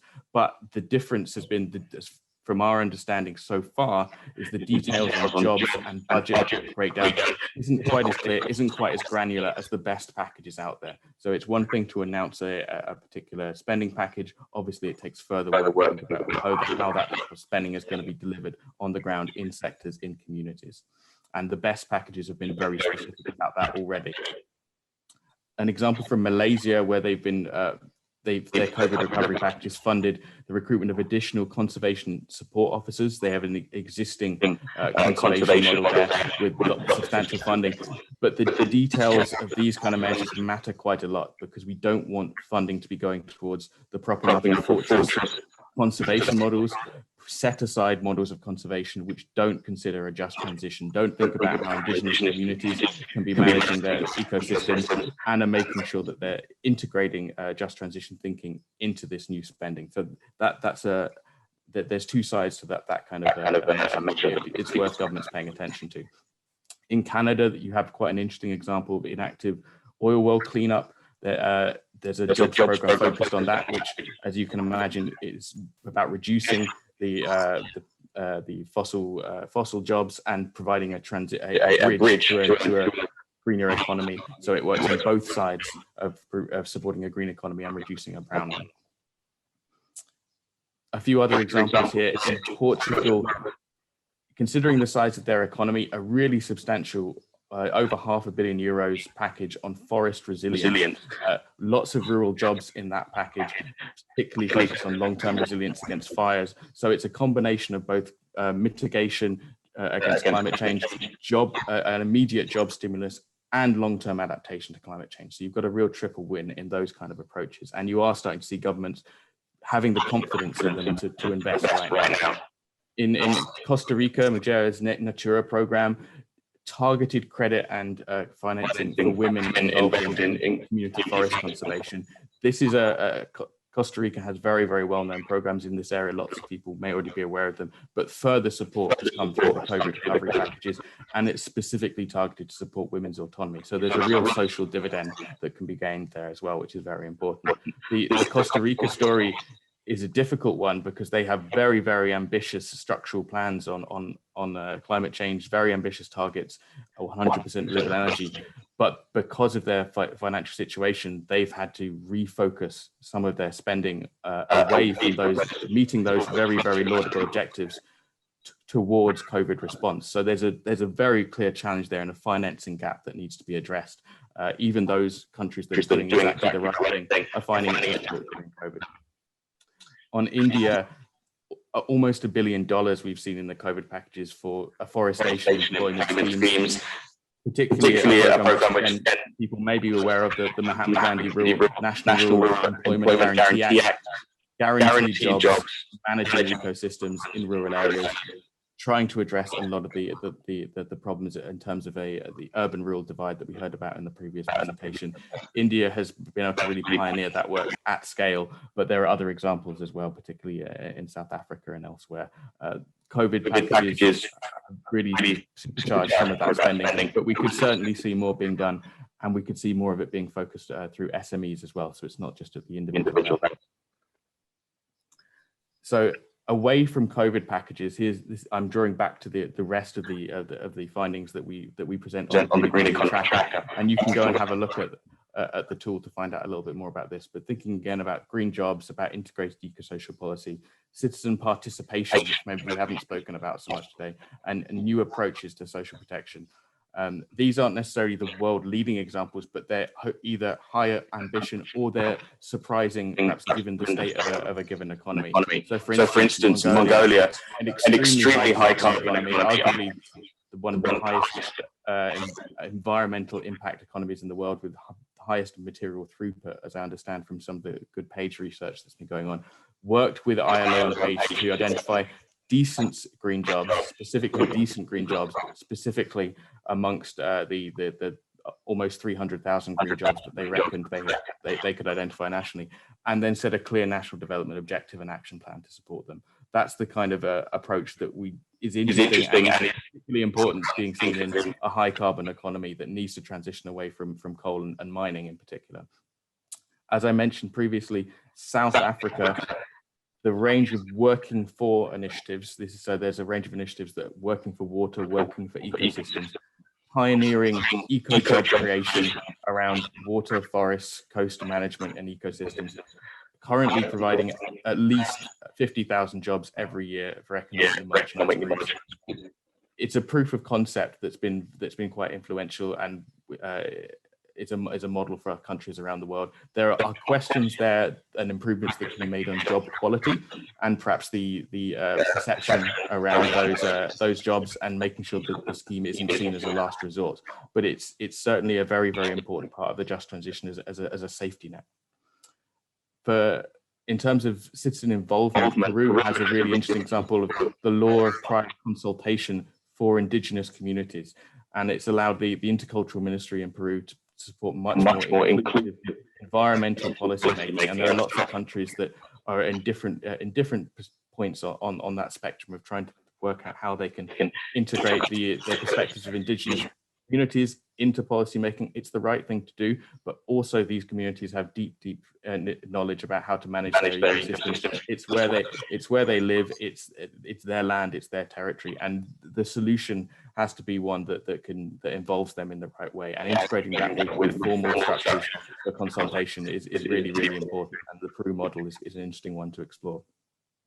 And lastly, on innovative social protection, Malaysia, the BR1M unconditional cash transfer scheme, you've got a middle income economy here, bringing in a scheme for low income households. This is in the 11th Malaysia plan, showing some of the synergy. It's effectively a basic income, a social floor program. And the synergies that you can get with that kind of program really can ease green economy transition if you're providing the kind of support to people while they're transitioning between jobs, while sectors are going through transitions where there's lots of fluctuation in job availability. That being deployed in a middle income emerging economy, particularly one with high subsidies on fossil fuels that are attempting to be phased out, it's a really interesting example of what's possible. But again, these are examples not necessarily of what's the highest ambition around the world, but where politicians are trying things despite the challenges, is what I would say. But as with any of these measures, the details matter. And from the Green Economy Coalition perspective, what we'd like to see quite a lot more of would be, for example, Spain's national strategy to transition coal-dependent communities. We just heard a lot about the German approach, which is also very strong. The Spanish approach, an integrated, high ambition, a way of moving coal communities into new employment, specifically for coal. Those kind of plans that we've heard about, it's what we need, not just in Germany and Spain, but also in South Africa, in Japan, and potentially in the Republic of Korea, though I understand that obviously the government are really interested in these measures at the moment. Also, from a coalition perspective, inclusion and civil society process and involvement is very important to us. We want to see more citizen involvement in just transition approaches, citizen assemblies, deliberative democratic approaches. How can citizens knowledge and citizens be harnessed to ease the transition, not just politically, but to bring insight? Because they could, in the same way as we think about indigenous communities having knowledge that's important for the transition, local communities will have it at the municipal level, and it can certainly ease some of the political challenges that we might otherwise see, thinking about a green economy transition and trying to make it as just a transition as possible. So I hope that was useful to you from a little bit about the work of the Green Economy Coalition on Just Transition. I'm more than happy to answer any questions about this, and please do go ahead and look at the Green Economy Tracker in particular if you're more interested in the global perspective and our assessments of different national approaches. Thank you very much. 네, 감사합니다. Thank you. As one of the examples for the civic society, the GEC, Green Economy Coalition, there's a touch upon about his presentations. In order to implement just a transition, a lot of the different countries have adopted and applied various programs and activities, as we also felt deeply. And the index is also checked by a lot of the countries. We have checked about the examples, especially for the policy making and the civics groups and the engagement. And these are very essential roles to implement just a transition. And I feel that we have really delayed a lot from the scheduled time. And let's move on to the discussion. We are going to invite the 4 panelists. Each of the panelists is the experts in the different region and the areas. And we are going to have the team leader of the Ministry of Environment, Sang-Hoon, and Hyun-Jong, the Secretary General of Korea BCSD, as one representing the industrial stakeholders. And absolutely, the law and institutions are very essential and they're fundamental as a part of the government policies. So that's why we have also invited Kyunghee, Research Fellow of the Korea Legislation Research Institute, as well as the Associate Professor of the Division of International Studies of Korea University, Sijeong. As the moderator for the discussions, because we are really behind by the scheduled time, so we're supposed to give a lot of more time for each panelist, but I'd like to simply ask each of the panelists to keep the time in 5 minutes. I really apologize. Their limited time for making your comments. So taking this opportunity, I would like to really apologize any inconvenience along with the time constraints. Please proceed your comments. Mr. Kim, can you hear me well? Yes, we can hear you well. Good afternoon. And as introduced, I am the team leader of the Division of the Climate Strategy of the Ministry of Environment of Korea, Kim Sang-Hoon. In order to focus on the challenges for the just transition, of course, the roles of the stakeholders as well as industries are very important to do so. I also feel that on behalf of the Ministry of the Environment, we are playing a key roles for the decarbonizations as well as the just transitions. So I feel that that's why I have was invited to this forum on behalf of the Ministry of the Environment. And I'd like to touch upon my personal comments. And regarding the carbon, the tax and the prices, I'd like to also talk about my personal opinions on the progresses of the just transition. And then I'll be also sharing about after we have fully established the law and institutions in terms of the just transition, the policy makings will be also the touch upon along with the future areas and the focus, the points. First of all, as of the basic act on the carbon neutrality, we have started our discussions since for the past 1 year. And that's why we are going to have the review processes by the committee, the review committee, as the government declare the carbon neutrality as a key policy back in the January. And so far, the 7 bills haven't already passed the proposed through the National Assembly. Can you hear me well? Okay, yes, you can hear you well. And regarding the 7 bills proposed already, and in addition to that, of course, there are a lot of the more ideas in order to proposing the more related bills. That's really high time that we are facing in order to implement the Green New Deal and the carbon neutrality. And going forward, the additional bills will be revised as well. So far, we had conducted about the review processes along with the committee. And in overall, I see that the front or the initial phase would be like mid or the LDC, like long-term strategies in order to implement the carbon neutrality along with the execution measures. The later part would be also focusing on the specific measures like the greenhouse gas emissions reductions, as well as the just transition and the efforts at technological development into the green growth. So in overall, I don't really have to explain every detail, but in terms of the just transition, regarding that part, we have the 7 items or the topics: climate, crisis related regions, and their job employment status as well. And by designating the special zone on the just transition, and there will be also considering to designate more free zones on the joint transitions. And that will be also providing and establishing the job or the support system and the centers as well.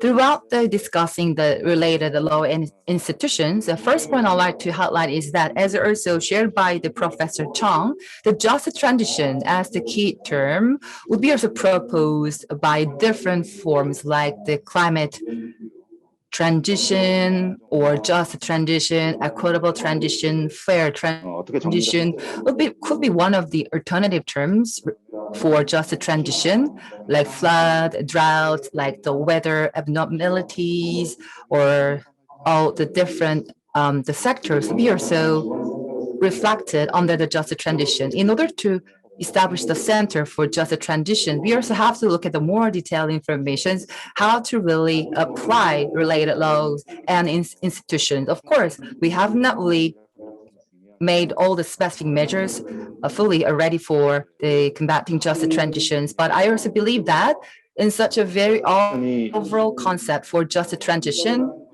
it's not only limited to the job creation. I also believe that in terms of all the carbon sectors, like the just cost allocations, as well as equitable society, we also implied as well.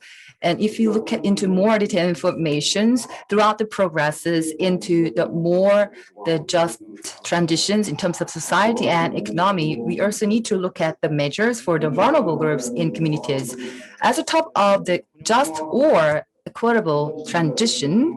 But I also believe that for the just transition, on the terms and the definitions, or if you look at another term like the warm transition, could be also consider maybe in English like the just or the equitable or the justful transition. We also consider in terms of the translation. So such the specific measures are to be more discussed. So region-based measures and solutions would be considered.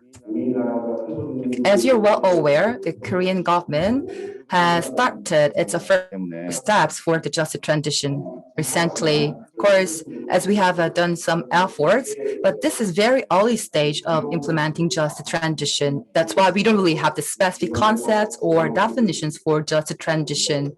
And I really hope that we can also build very concrete and the specific definitions and concepts for just transitions in order to effectively go just transition into effect. As I mentioned before, as for the just transition forums or the concepts are to be also more discussed for industries, communities, to really also look at about the specific measures and the cases.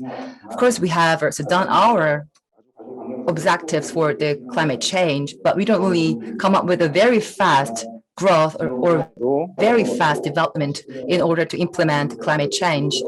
But recently, we don't really have a lot of the workers for the coal-fired power plants. That's why we have very massive migrations from the coal-fired power plants into the other sectors due to the shutdown of the coal-fired power plants.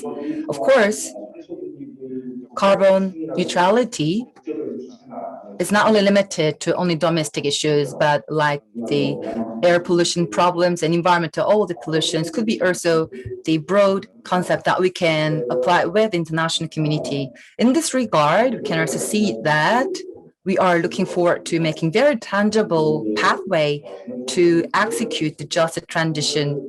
I also believe that, as I also heard about the presentations, in order to really discuss the term just transition, we also have to have a clear picture on what types or what systems that we have to build related policies for just transition.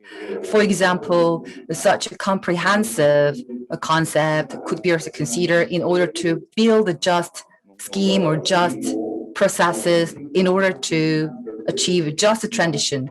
Or we can also specify the more measures and the ways how to really make the just transition along with the just processes.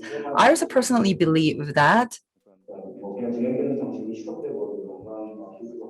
there may be some cases which are really limited to only making the policies only, but like as the proposals and the recommendations by the Balanced National Development Committee and all the related institutions, for example, like the subsidies for the employment as well as emergency relief funds. In this regard, as for the just transition, we also have to discuss about the very specific characteristics regarding the just transition. Therefore, I also believe that we have to build more clearly on the concept of just transition, such very specific examples, cases, and scope of the just transition should be also more built in a very concrete manner along with the bills, proposals, as well as related cases so that we can really build very effective policies and the bills as well. And second point is that we also have to have very just transition related and the pathways to do so.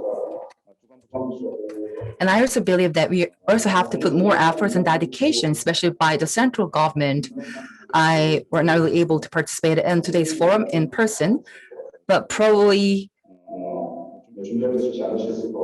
I also feel that in order to prepare today's forum, we are also challenging the difficult times of the COVID-19. But in terms of the just transition, it's very good to discuss, and it's very good concept that we have to facilitate our efforts and dedication. Of course, my comments could be very massive. Thank you very much for taking time out of your busy schedule. Thank you very much for your remarks. Due to time constraints, I'd like to move on to the next discussant, Hyun-Jong, Secretary General of Korea BCSD. Nice to meet you all. My name is Hyun-Jong, and I'm Secretary General of Korea BCSD. I have been working for the energy company for a long time, so I know well about the relationship between the energy sector and just transition. And carbon neutrality by 2050, which is promoted by the Korean government, has three pillars. The first one is the low carbon in the economic structure, and the second one is to promote the industry related, and third one is the just transition. And the three pillars need to be balanced to make us to succeed. If one is focused on much, and the others are neglected, we cannot achieve the carbon neutrality well, and it is just a rhetoric in the international society. So we need to balance these three pillars. To achieve this, recently, the NDC was established and reviewed by the Carbon Neutrality Committee. And the industry is declaring the carbon neutrality in 13 industries and businesses, and the government is promoting the carbon neutrality by 2050. And these are our efforts. And the NDC by 2030 maybe the sanctions. Currently, the industry is participating on a voluntary basis, but if it is become mandatory, it could lead to the negative impact.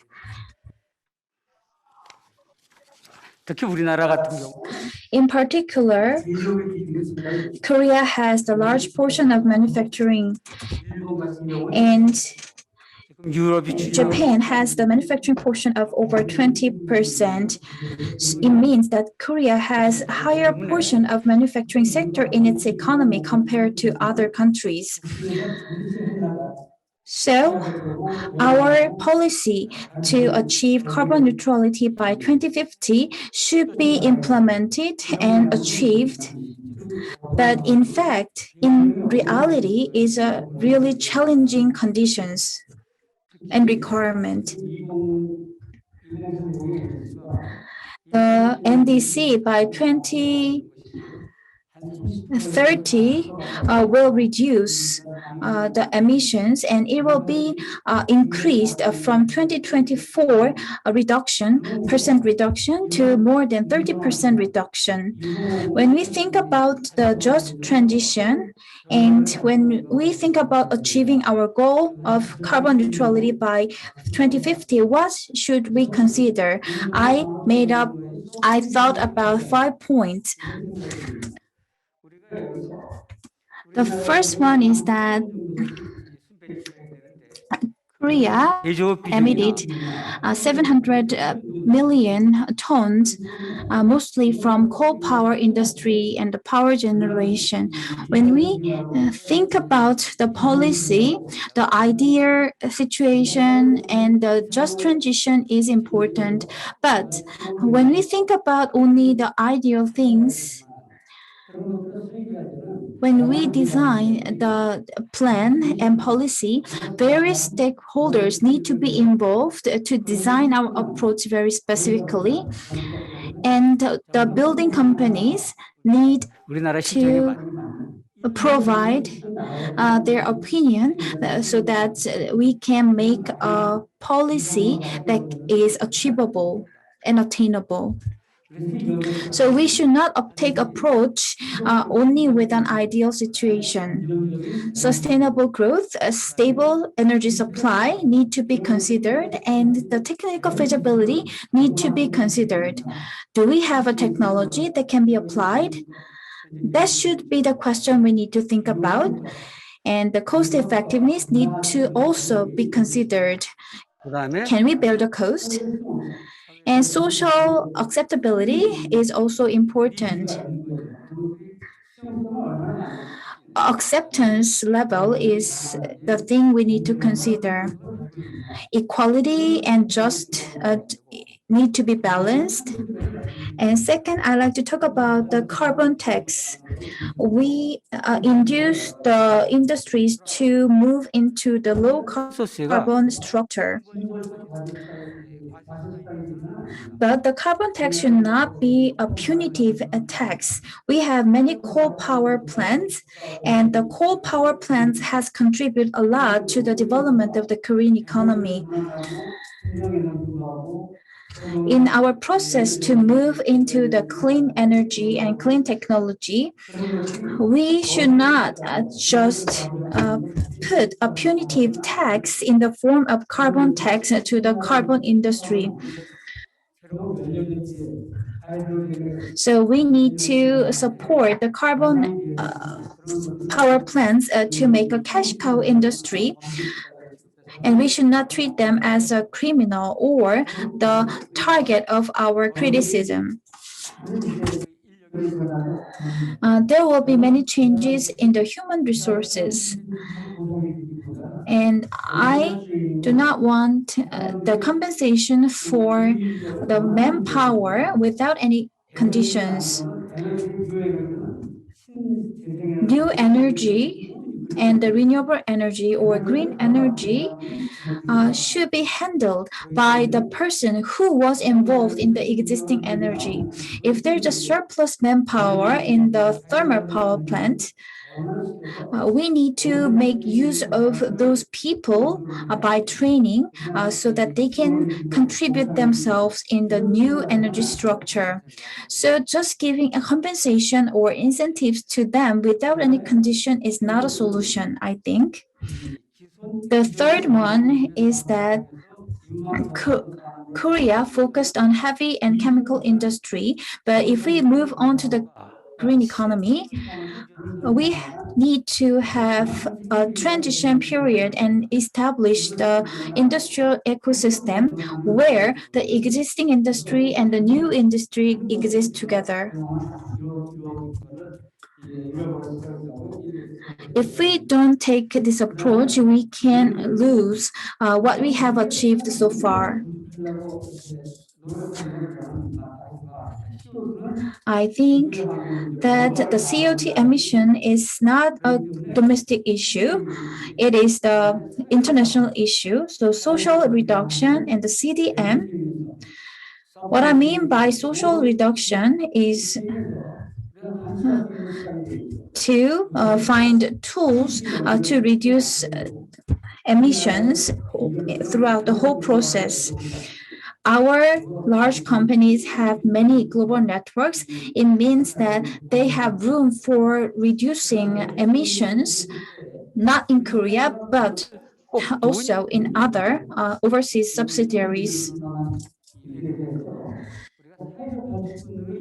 So companies which declared carbon neutrality should be recognized for its effort to reduce emissions not only in Korea but also in other overseas subsidiaries. We are making a guideline on the social reduction and it will be released by November this year. And we will make a guideline for other industries like chemicals, cement, and power generation sector from next year in terms of the social reduction so that industries can achieve the carbon neutrality by 2050 without much challenge. The last one is the policy consistency. Carbon neutrality requires a lot of investment and it is related to the survival of companies. So reliability and the consistency of the policy is very important, I think. So if there is a change in the policy and if it is lead to the no participation or less participation of the companies, we cannot make succeed.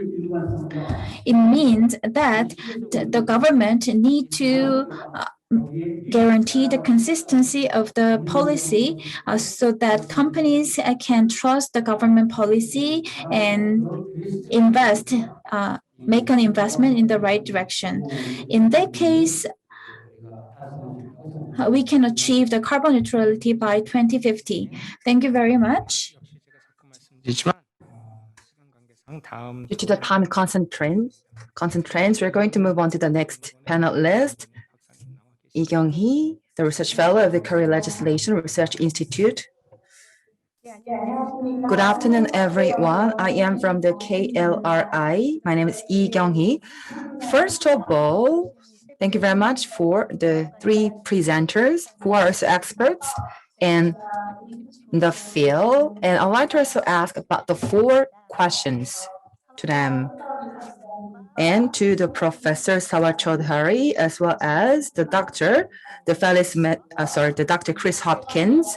The first, second question go to each of them, and to the Dr. Felix Matthes. The third and fourth questions will be asked to the Dr. Felix Matthes. Of course, as I have a lot of the questions, if you're allowed and if you can, please make brief answers if possible. First question is, in terms of the Green New Deal and the inequalities, the socio-economic inequalities should be related in differently from the that we have done in existing, for example, UNDP or the GEC. I also feel that those institutions have recognized the importance and the status of the inequalities. So I just want to know about the UNDP and the 3, along with the 3, the support systems was also one of the inequalities eradications, and also the Felix has also touched upon the just transitions along with the 5 factors in order to achieve the just transition.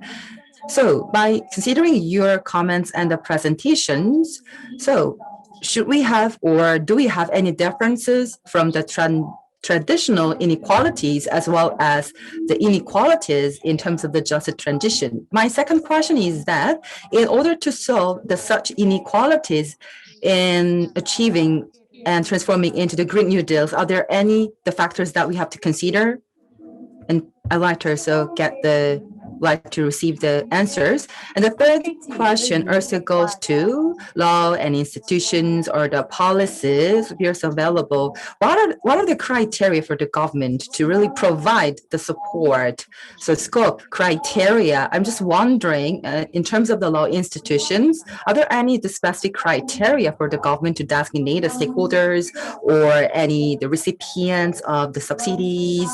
And also the targets, along with the 5 key factors, are also legislated in terms of the government policies. And Brown Law is one of the examples. So before you touch upon the law and institution, are there any criteria or the standards in order to evaluation or assessment for the recipients? And my question also goes to the professor, the Felix as well, but and as he also has done a lot of experience in terms of the coal-fired power plants.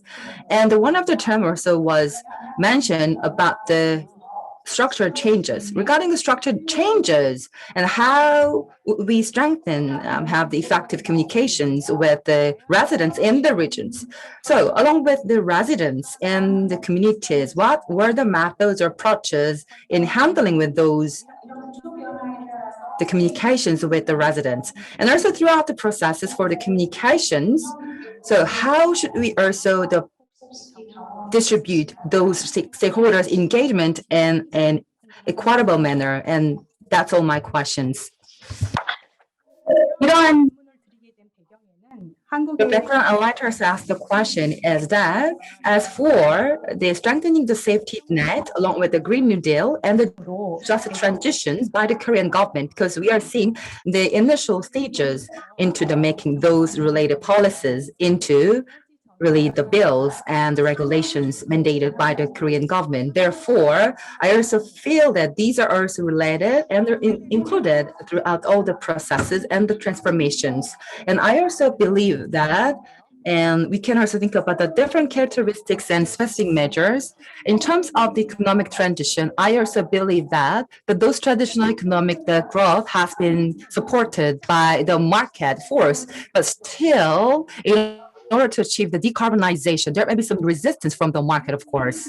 In order to really discuss those ideas and comments, UNDP or one of the institution IIED have also touched upon the comments and ideas, but still, along with the different force in the market, there may be some the reduction of the full engagement. It means that nor we can solve completely or nor we can reduce the problems in the market.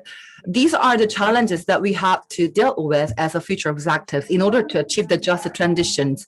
In the market, of course, there may be some invisible hand in the market in order to deal with the supply and the demand, but I believe that these are the forces that are visible. So in the market, absolutely, these are the essential and inevitable questions that we have received, as well as we are still receiving from the market in order to achieve just the transition.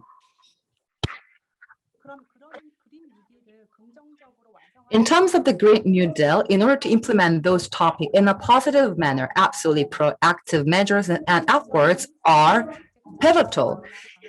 So policy-oriented mechanisms and policies are requiring. So I also believe that we have to solve the two prerequisites.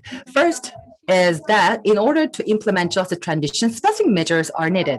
Second, the policies and criteria, along with assessment and objectives, are to be also done completely. In this regard, as for the first mission, in order to achieve just a transition, the first and second questions, along with the solving inequalities in the field of the just transitions, I just want to know if there are any differences from the traditional inequalities and the inequalities in just transitions, along with the solutions. And second questions about also the solution. And that was the first question as well. And regarding the second question, and the third and fourth questions are the measures and methodologies. So as for the examples in Germany, for example, to recipients, workers, or communities could be also recipients of the subsidy by the government. But I just want to know about what types of criteria or any evaluation on a legal basis by the government. And my fourth question was also about to the expert, along with a lot of experience in the decarbonization as well as the decommissioning of the coal-fired power plants. I just want to know about how you have also done the allocation of the engagement as well as the active communication with the residents in the region as well. So I'm looking forward to taking any answers regarding my questions. Thank you very much. 대단히 감사합니다. Thank you very much. But we are a lot behind from the scheduled time. But if you don't mind, and if it's okay, because we are joined also by the Dr. Chris as well. So if you don't mind, Dr. Chris Hopkins, could you also make a very brief answer in 1 or 2 minutes regarding her questions? And the further or detailed answers could be also delivered later after the forum today. It's up to you. Thank you. No, it's a very, very apt question. How should we be treating inequality from a Green New Deal differently to how policymakers would usually treat it? From my perspective and from the coalition's perspective, you need to deal with inequality and a social transition in all policy decisions. This is very familiar to governments. So in one sense, it's not that different. You provide proper impact assessments, and then you have a safety net of social protection schemes there to catch things when things go wrong. But the green transition is unique in the sense that that you have job challenges in specific sectors in specific moments that are quite transitory short term. But the general path to decarbonization is the entire economy. So I think my answer would be that you have a sequence of short-term social challenges that you need to deal with in sequence, which is quite unique and deserves its own response. And you have no margin for error because the environmental challenge is so stark, and the just transition aspect of making the policies happen is so important. So for me, you do need a unique approach, but I hopefully government have the tools already in the toolkit to respond.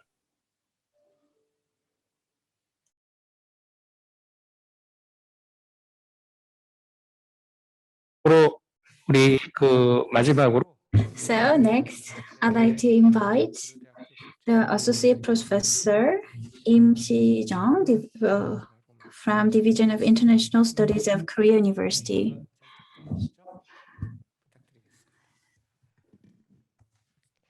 Thank you very much for all three presenters and even for the first two discussants who shared their valuable and informative perspectives. I'll try to be very brief, but I have questions actually to the presenters. My first question is directed more towards the first and third presenters who shared their perspectives on the prospect for green recovery from COVID-19. So both the first and third presenters kind of framed the situation at the moment as an opportunity where we can really try to promote green transition in ways of getting out of the COVID-19 shock. I was wondering, though, how much of this could be seen as an opportunity and chance as opposed to like a real challenge or obstacle to continuing with the green transition. Because I am a political scientist by training, from the political perspective, it seems like this is more of a challenge situation rather than an opportunity or chance situation.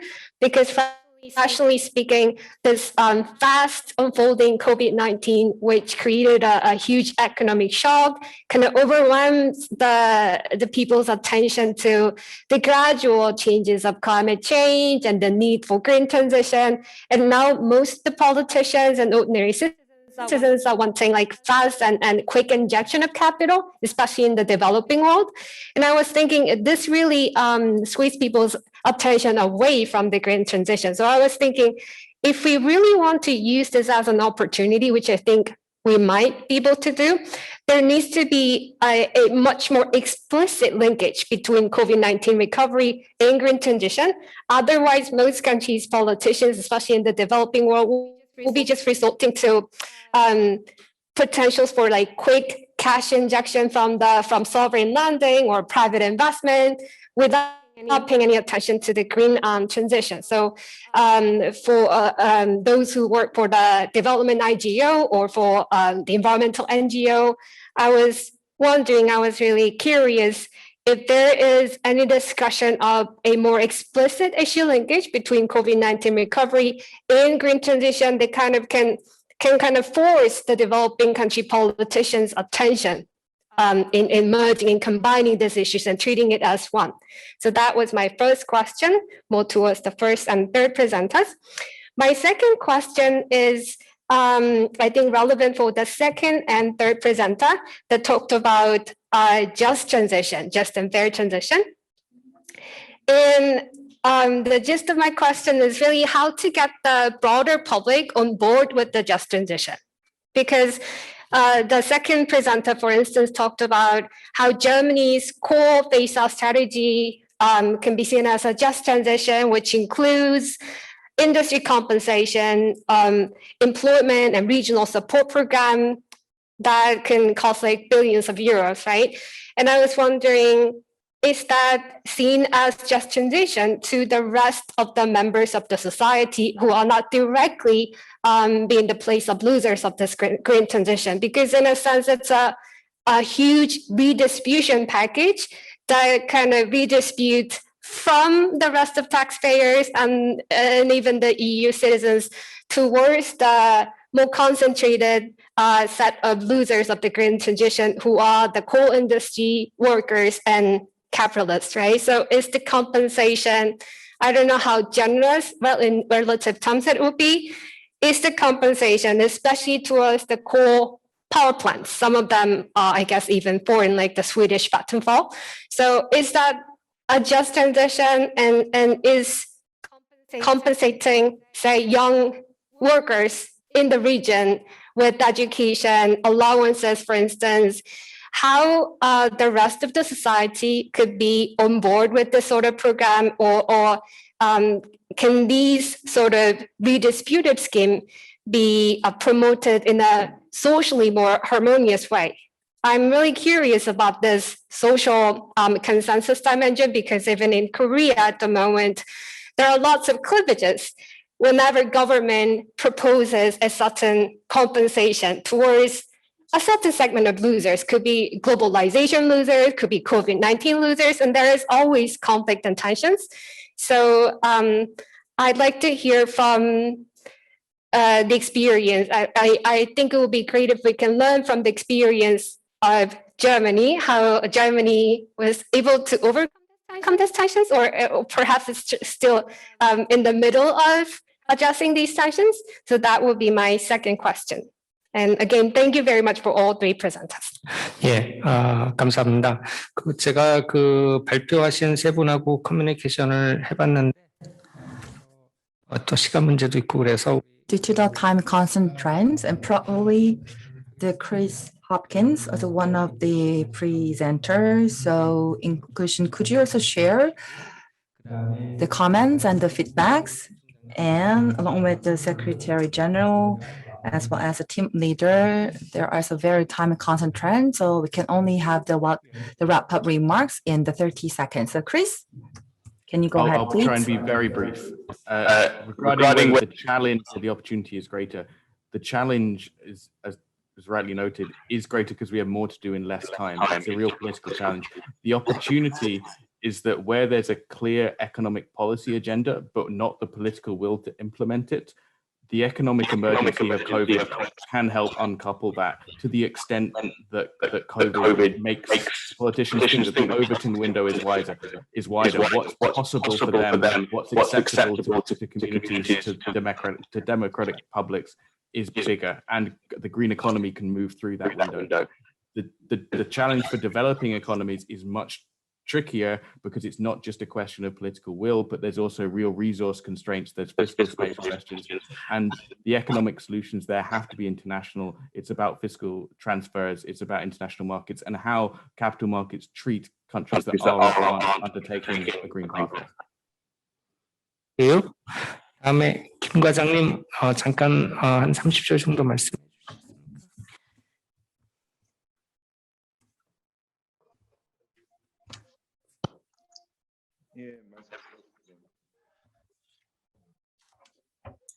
So could you give us a brief remark?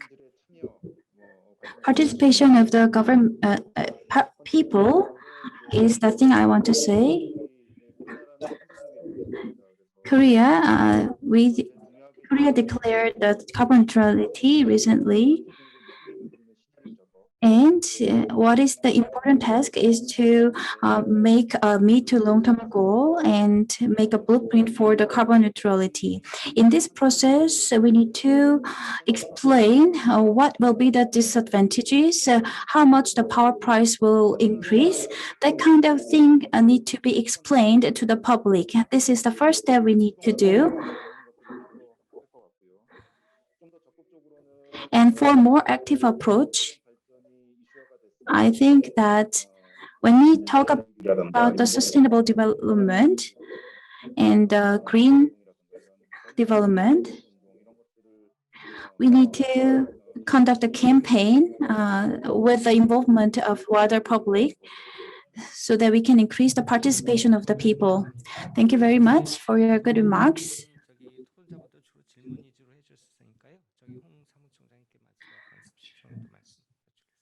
I'd like to ask Mr. Hong to give us a brief remark. We are talking about the transition to the coal phase-out structure. And as we have heard during the presentations and discussions, many industries are involved. In particular, the coal power industry and the coal industry is the issue. As the speaker pointed about, the coal phase-out process in Germany, it took 40 to 60 years to design and implement the coal phase-out policy, and they made a success. There are many ways to achieve our goal, but I think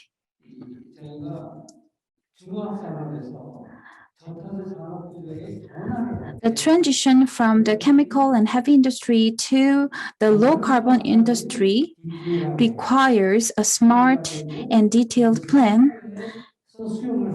And that kind of plan needs to be accepted by the public and the society. And with the participation of the industry's voluntary participation, we can make a success. All institutions and policies need an industry as a priming water. Just a unilateral compensation and incentive cannot work.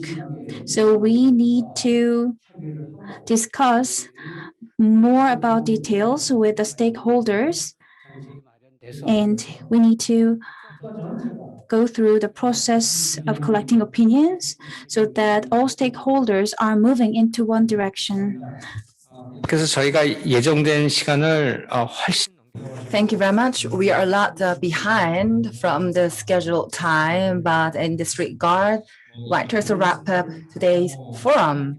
Of course, it's very hard to make a very brief statement about that, what we have discussed so far. But in terms of the term just transition, the scope, spectrum, methods, and the definition should be more discussed into the more specific measures.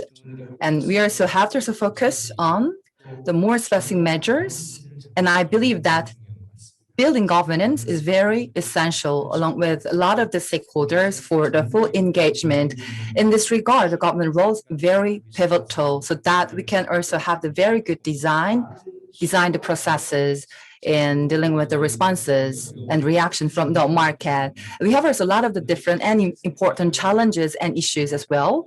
But on behalf of today's forum and host, I also believe that a lot of the different terms and the research and analysis for the just transition will be also unfolding in the future. And that was the end of the first forum and first global forum on the climate change law and institutions. Second forum will be also hosted on the July 21st of this year. So please look forward to the next forum. Then let us wrap up the first global forum. Thank you very much for your participation.